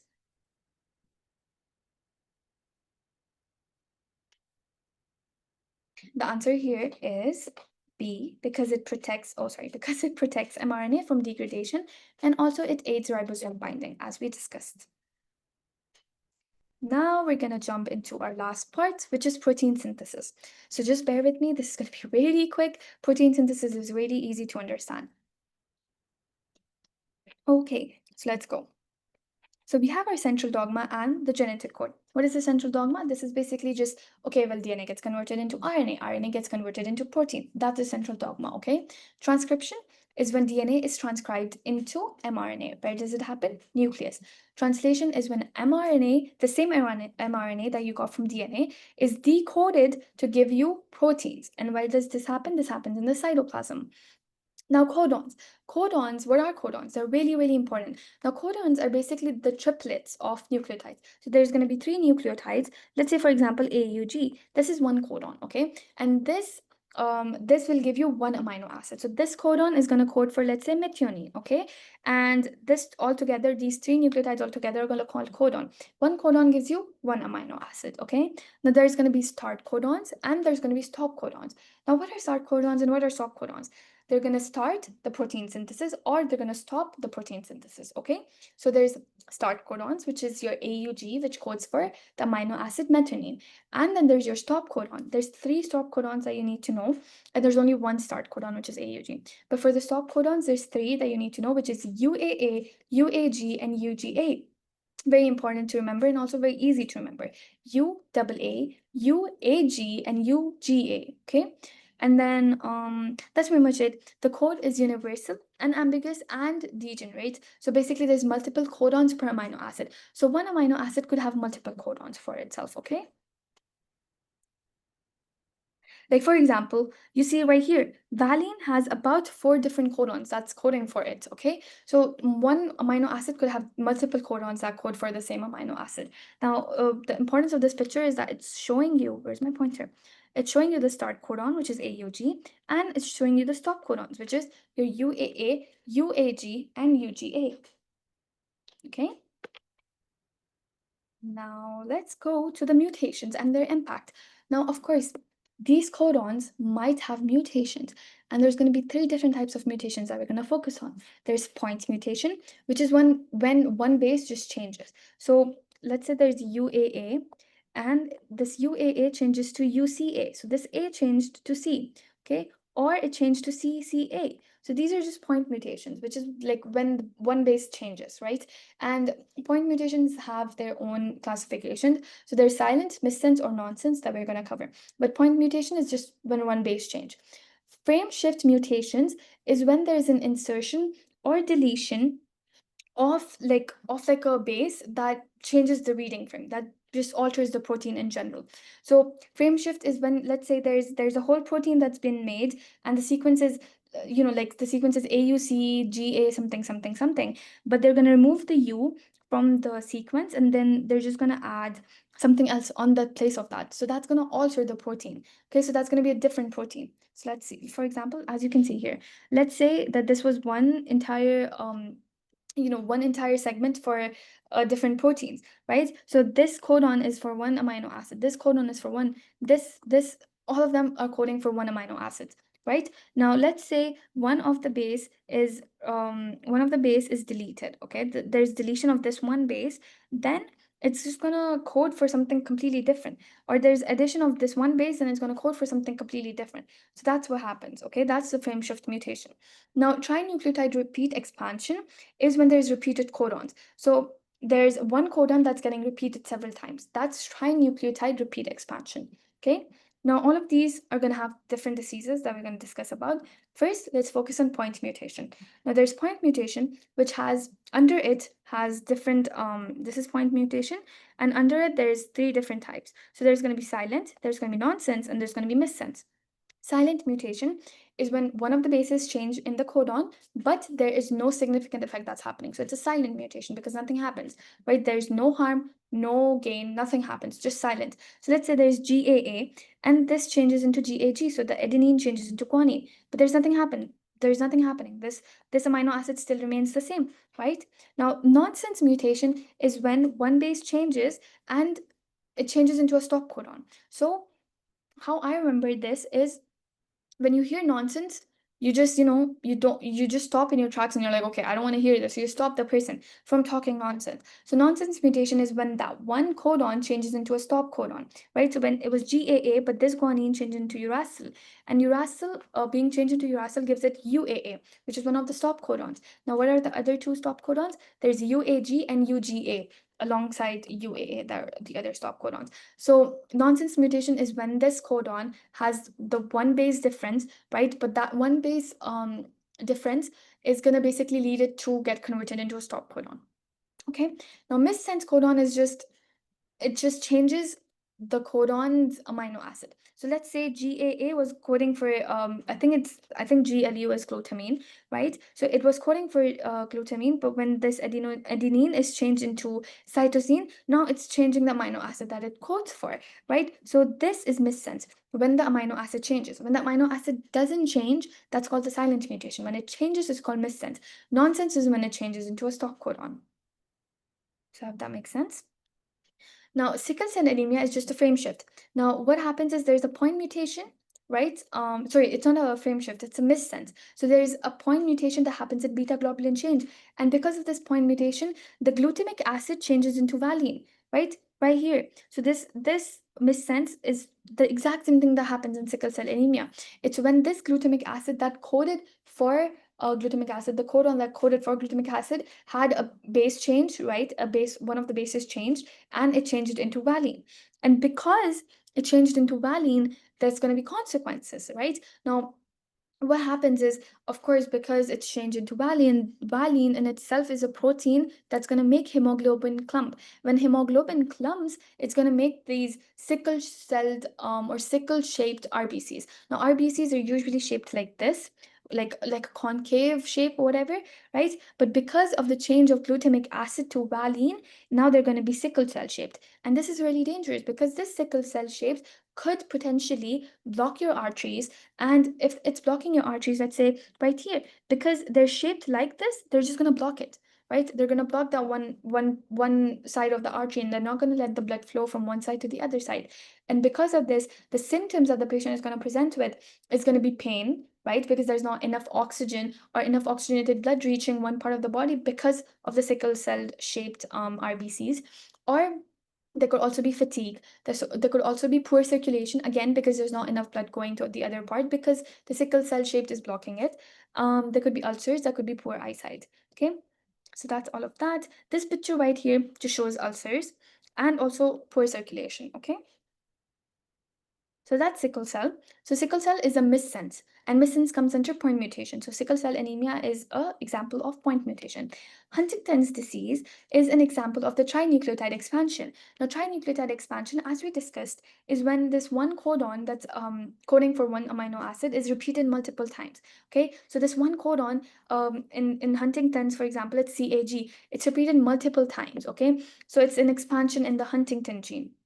And CAG codes for glutamine, and because it's multiple codons that are going on and on and on, it's going to give you excess glutamine. And excess glutamine is basically just going to aggregate the proteins in neurons. And if it's aggregated in neurons, the neurons are not going to work. And if the neurons are not going to work, that's going to cause neurodegeneration. So the brain cells are going to shrink, right? And if the brain cells are shrinking, there's going to be dementia, there's going to be cognitive decline, because your brain controls every single thing. It controls the movements of your body. So there's going to be cognitive decline. There's going to be movement disorders because it's controlling everything, right? Cognitive decline is, oh, okay, you cannot think as you were thinking, or you cannot solve this problem as you could solve it, earlier on.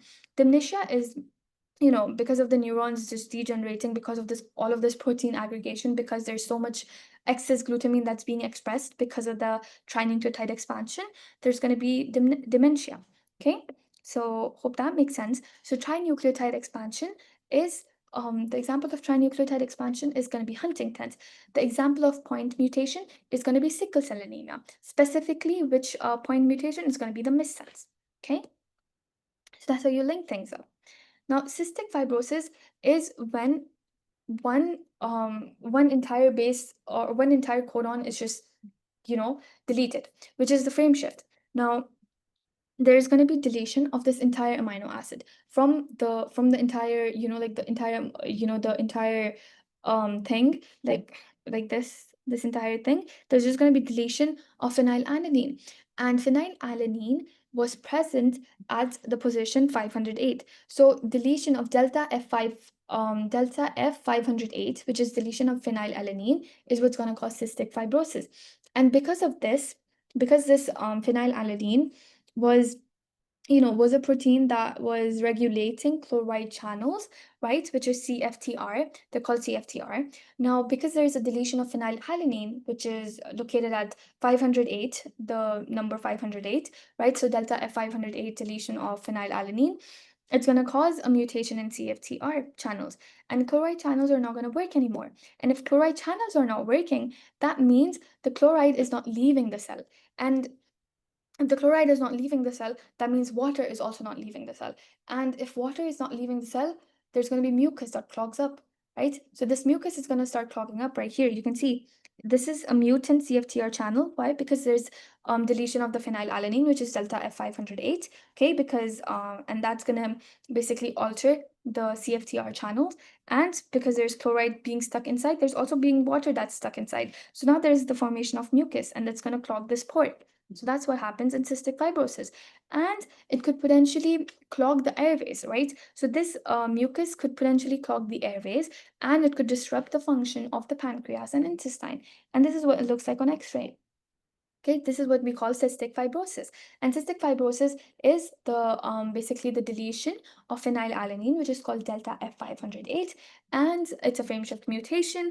And the protein that's affected, the basically what affects it, what the effect is the chloride channel just stops working. There's a mutation in CFTR channels because the protein was regulating it. Okay. Now we come to translation. Okay, now what is translation? We said that we had the mRNA. Now this mRNA is going to give you proteins. Now how's it going to give you proteins? There's different steps that it undergoes, right? The components that are required for translation in general are that there should be all amino acids that should be available. First off, there should be the transfer RNA that we said is made up of by which RNA polymerase? It was RNA polymerase 3 that made transfer RNA. We also should have the mRNA, of course, because without it, the translation is not going to happen. And also ribosomes, because also without any of this, the translation is not going to happen. So these are the components that are required. So let's go through each of them. So you have all the amino acids should be present. So all the amino acids must eventually be there at the time of the time of the protein synthesis. And if they're not there, if, let's say for example, the diet doesn't contain one of the essential amino acids, then the translation is going to stop. It's going to stop specifying at that one codon that codes for that one amino acid. It's going to stop there because your body doesn't have that one amino acid. Okay, and then what you need to know is that one specific transfer RNA is required for each amino acid. So we have about 20 different amino acids that are commonly carried out by transfer RNA, okay? So some amino acids have more than one specific transfer RNA. We have about 50 species of transfer RNA, and some amino acids may have one or two different types of transfer RNA that transfers them for protein synthesis to ribosomes. Now, transfer RNA is very, very important because they have a sequence, a special 3-base sequence that's called an anticodon. And this anticodon is what's going to match with the mRNA. And when it matches with the mRNA, that's when the protein synthesis is going to happen. Okay, it's basically going to pair it, right? So in this way, basically the transfer RNA is going to read the mRNA code and helps build the protein in the right order. So for example, right here, this anticodon of this transfer RNA is what the transfer RNA basically looks like. There's the anticodon, which is basically complementary to this codon on mRNA, and that's how it identifies and makes the right protein. Okay, so I'm zooming out. There we go. Okay, so that's one component, which is all amino acids should be available. Our second component is transfer RNA. Now, as we said, transfer RNA is the communication, or is basically the commute for amino acids to go for protein synthesis. Okay, so transfer RNA also has an anticodon, as we discussed, that binds to the mRNA, and it's going to be a complementary base pair, and the binding is also going to be anti-parallel. So mRNA is coded in what direction? It's coded into 5' to 3'. So logically, the anticodon is going to be 3' to 5' because this should always be anti-parallel. The binding is always anti-parallel. Okay, so that's that. This is just an example. For example, this is the anticodon on the messenger RNA, which is UUA. Now, the mRNA is going to have adenine, and for A, it's going to have uracil. Okay, because both of these are RNAs, they're going to have uracil, not thymine. Okay, so anticodon pairing is going to anticodon, so the pairing is going to be 3' to 5'. Okay, because again, mRNA is going to be 5' to 3'. That's what you need to know. So that's the second component that's cleared out, and now we need the mRNA. Of course, we already have the mRNA from the entire transcription process, so we don't need to talk about that. Then we need the ribosomes. Okay, now this is really important. Now, ribosomes are large complexes of what and what? The protein and ribosomal RNA. We discussed this at the start of the lecture, or at the start of our crash course, right? Now, they consist of two subunits. So there's going to be a large unit and there's going to be a smaller unit, okay? So larger unit and a smaller unit. Now, both prokaryotes and eukaryotes have their own ribosomes. And how do you differentiate between them? Is that prokaryotes, the ribosome is 50S and 30S, which together makes 30S, okay? And eukaryotes have 60S and 40S, that together makes 80S. Logically, don't add these numbers up logically. That's not going to work, okay? Because at the end, basically the entire ribosome for prokaryotes is 70S. But when you divide 70S, there's going to be a larger subunit of the ribosome and there's going to be a smaller subunit of the ribosome, right? So the larger subunit here is going to be 50S and smaller subunit is going to be 30S. That's how prokaryotes work. For us, eukaryotes, our ribosomes are usually 80S. And if you're going to divide it into larger subunits and smaller subunits, then larger subunit is going to be 60S, smaller subunit is going to be 40S. I hope that makes sense, okay? So don't logically add 60 and 40 and be like, oh, 100S, so our ribosome should be 100S. No, our ribosome is 80S, and the larger part of our ribosome from the 80S is going to be 60S. The smaller part is going to be 40S, okay? And For prokaryotes, the entire ribosome together is 70S, and the larger part is going to be 50S, and the smaller part is going to be 30S. Okay? Now let's jump into translation. Okay. Now we said, remember that the mRNA has the 5 cap ends, which is gonna be useful for the ribosome binding site. This is where it binds. The small ribosomal subunit is gonna bind the mRNA at that site. So the small ribosome, like the smaller unit of the ribosome and the larger unit of the ribosome, they have different functions. And this is what they look like. The larger subunit is completely different from the smaller subunit, but they're going to join together to make that 180S ribosome for us eukaryotes, okay?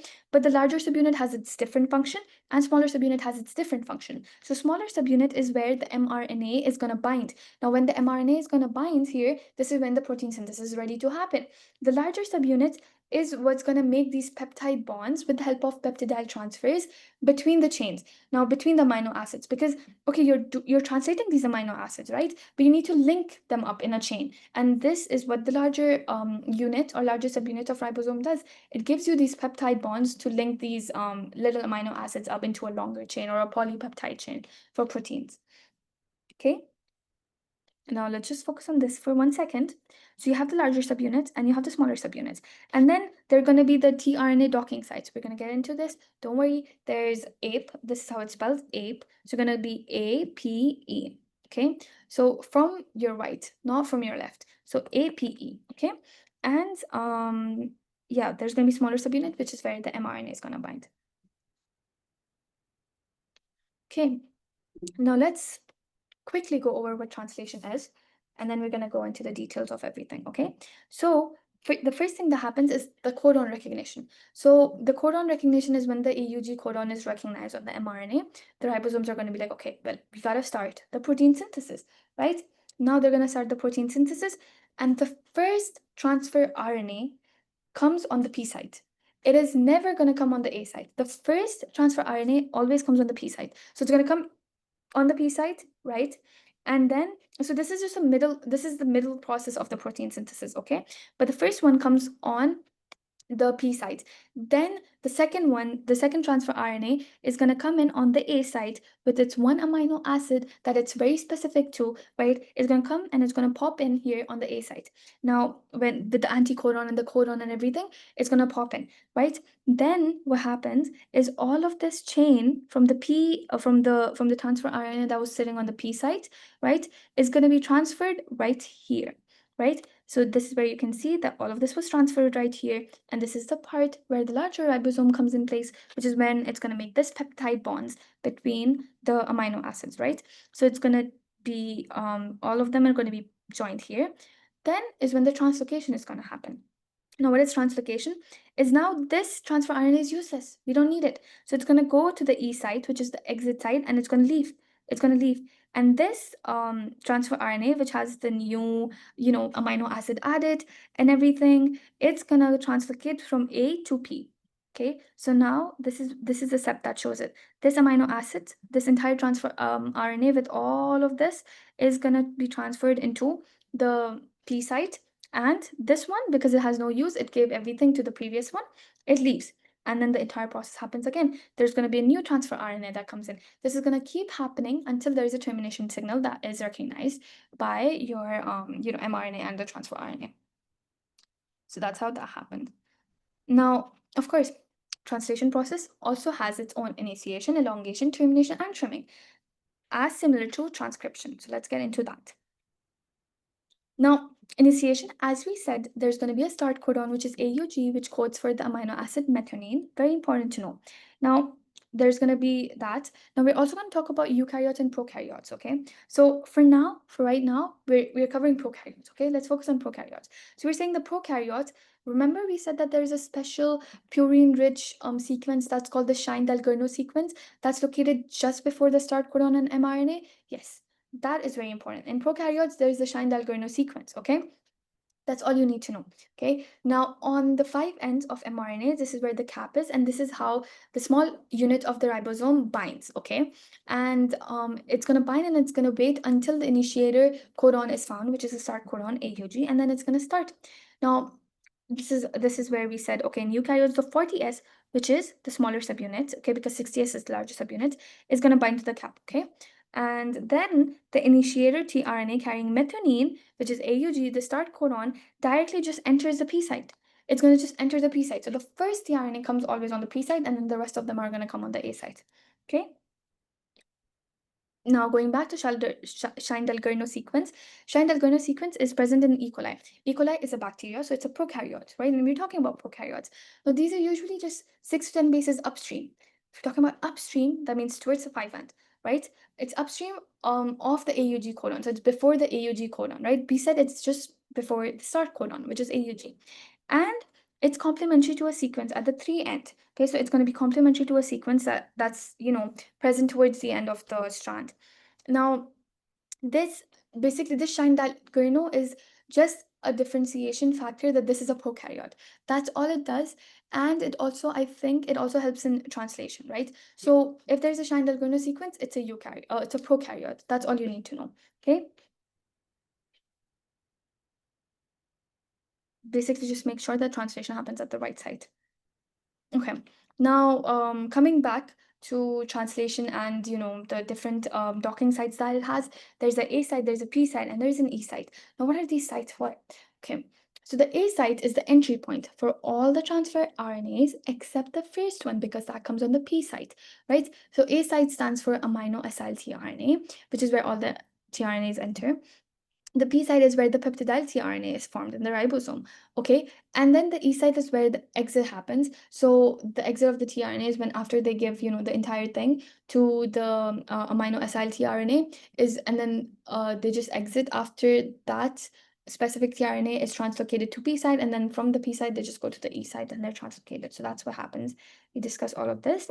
So that's pretty much it. This is gonna come onto the A site, then all of this is going to just shift onto this amino acid. It's going to make all the peptide bonds, and then there's going to be translocation. So this part is going to go on to P site, and then this part is just going to go into the E site, and it's going to leave. That's pretty much it. And during elongation, we know that there's going to be amino acids that are going to be added to the carboxyl end of the growing peptide chain. And these ribosomes are just going to move, similar to, it's going to move similar to what the mRNA was coded for. So 5 into 3 end.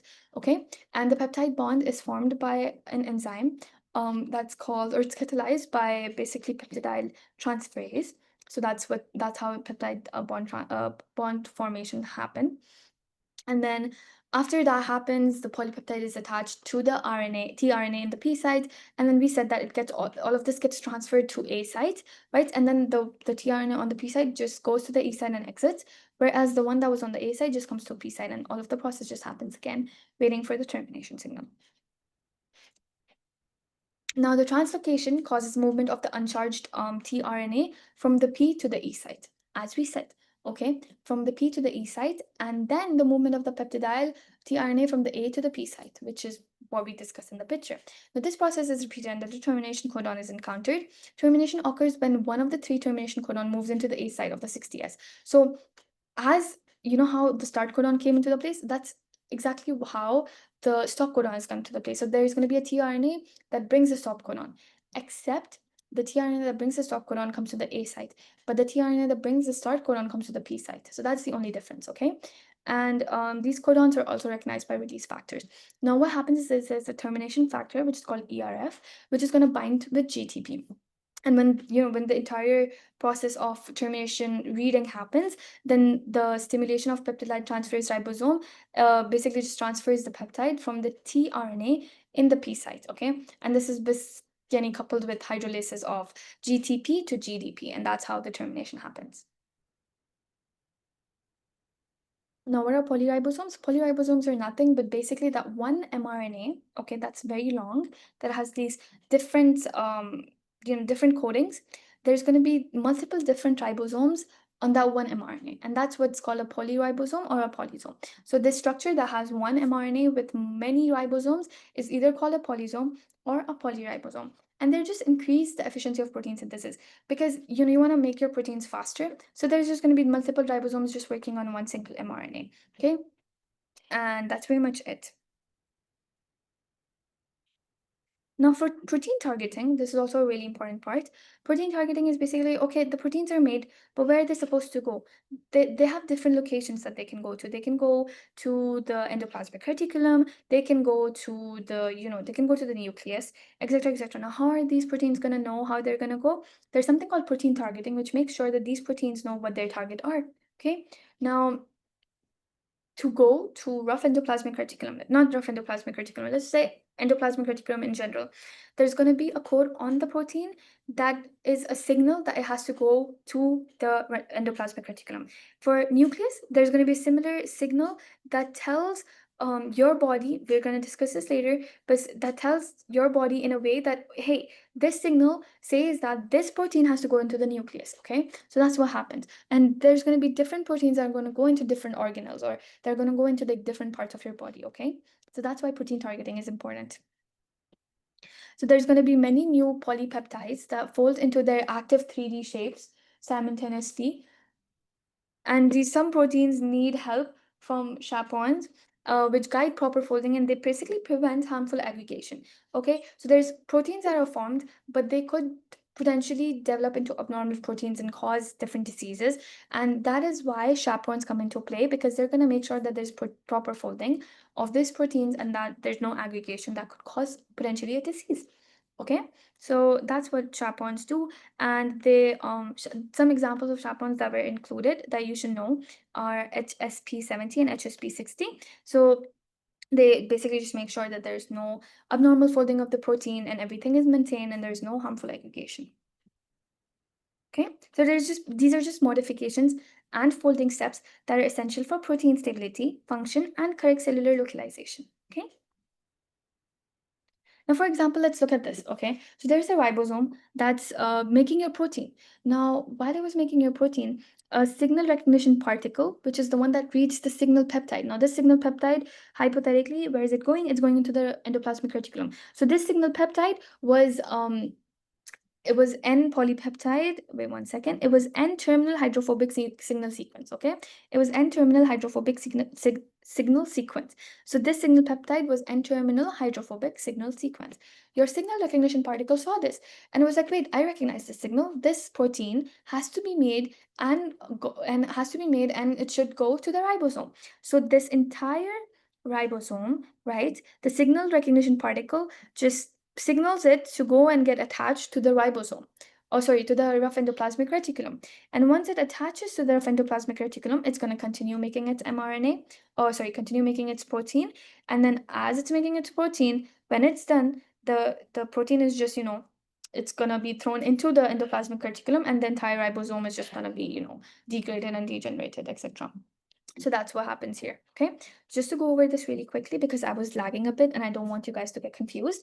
There's this ribosome that's getting that's making this protein from your mRNA. And as it's making this protein, your signal recognition particle recognizes the signal on this protein that's being made. And it's like, hey, I recognize that signal. This is the N-terminal hydrophobic sequence, which means that the protein has to go to the endoplasmic reticulum. So it's going to guide this entire ribosome that's making this protein to the membrane of the endoplasmic reticulum. Then the ribosome is going to get attached to this. There's going to be a channel that basically attaches the thing, and it's going to continue making this protein.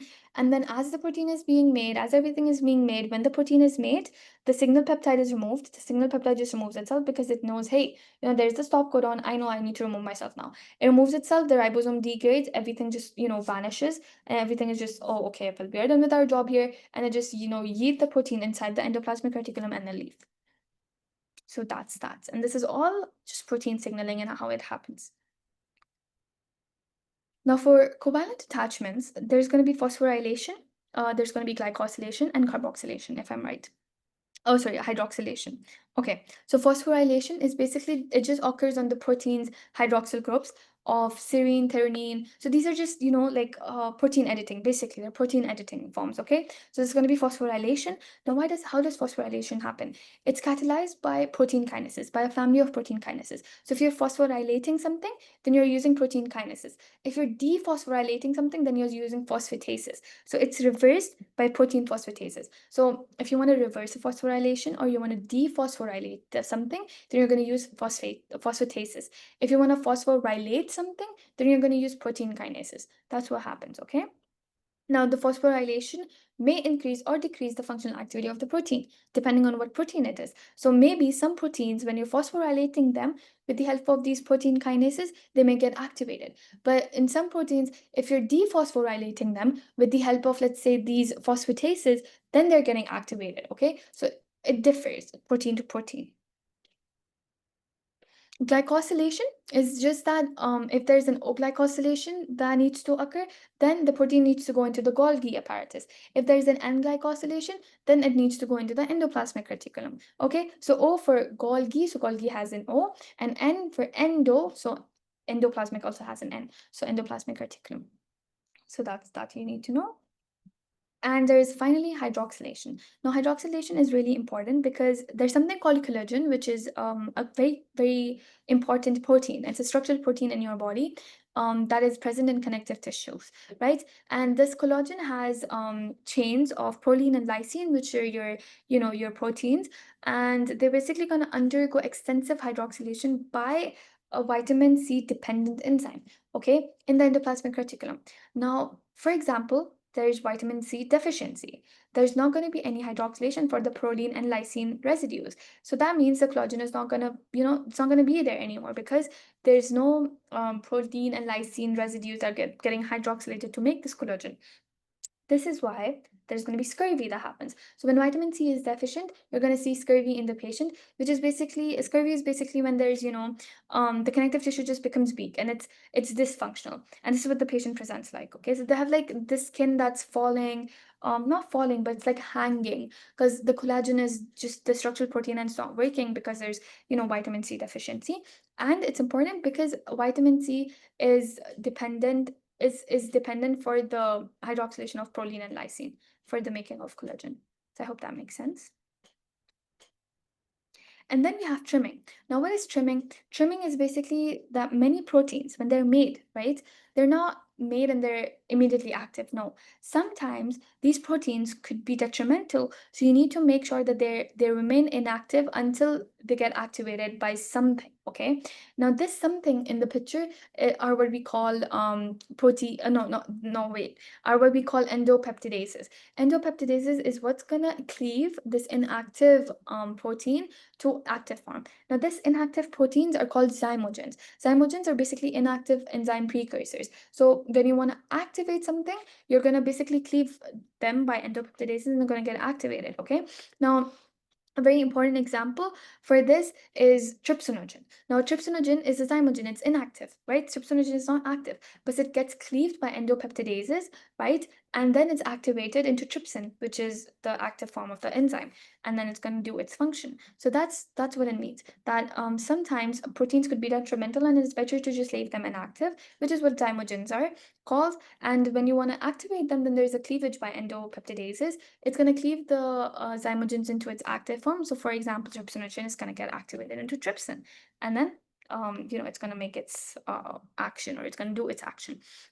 Now, producing enzymes as zymogens is going to just basically protect your cell from damage by self-digestion, ensuring enzymes act only when and where needed, which is important because you want to make sure that these enzymes that contain these detrimental proteins are not active all the time in your body. So you need to produce them in a way where they're inactive. Okay, so that's that. So producing enzymes as zymogens basically means you're producing them as inactive forms. And that's pretty much it. Now, finally, for the questions, let's solve the question that we left there and then come back to these questions, okay? Where is it? Okay, there we go. Okay, this question is, a gene encodes a protein with 150 amino acids. There is one intron of 1,000 base pairs. a 5-end unsaturated region of 100 base pairs, and a 3-end untranslated region of 200 base pairs. In the final processed mRNA, how many bases lie between the start AUG codon and the final termination codon? This might be a bit confusing. So I'm going to give you 5 seconds to solve it, and then I'll give you a hint.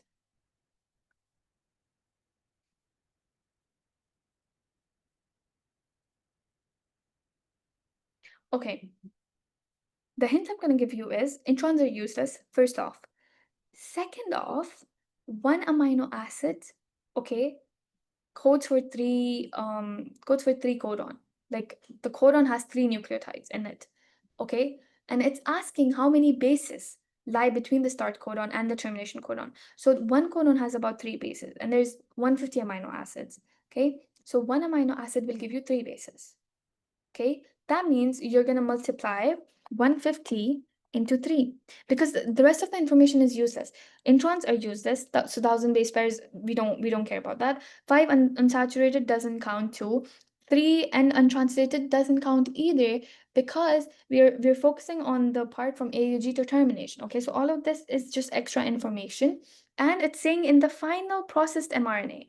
Okay, so in the final processed mRNA, there's not going to be introns in the first place to start with. There's not going to be unsaturated regions, and there are also not going to be untranslated regions, right? So the only thing that you need to focus on is 150 amino acids, and one amino acid gives you three bases because one amino acid has one codon which has 3 bases. So 150 into 3 is 450, and that's your answer. Okay, it's a really important question, but that's that. Hopefully you understood it. If you didn't, please feel free to contact on my number so I can resolve the doubt for you. Okay, there we go. Now, there was a mutation in a certain protein which caused a change in the mRNA sequence, resulting in a codon changing from UAC to UAA. What best describes the mutation? What kind of mutation is this?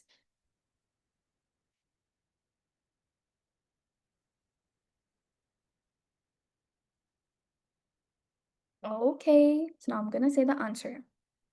So this is nonsense because UAA is a stop codon. It's a point mutation, yes, but it's what type of point mutation? It's nonsense because UAC is translated into UAA, which is a stop codon, so it's nonsense.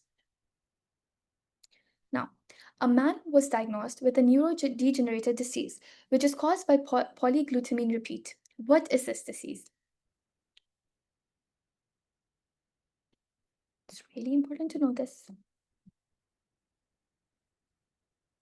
Okay, the answer here is Huntington's.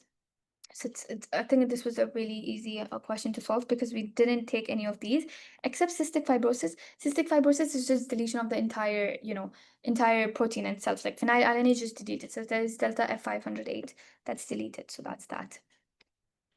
Very important. The first amino acyl tRNA in the translation enters the what site does it enter first? The answer here is P site. So remember, the first always comes to the P site. Everything else comes to the A site, okay? And even the stop codon, even the termination signal is going to come to the A site, but the first one always comes to the P site. Okay, I think this is the last question. The Shine-Dalgarno sequence is present in?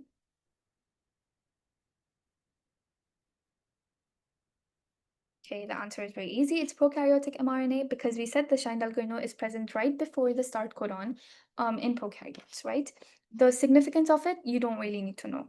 So just know that there's a Shine-Dalgarno sequence and it's present in prokaryotes and it just helps in translation in general. And that's it. Thank you so much, guys. I hope you have a great MOL midterm, inshallah.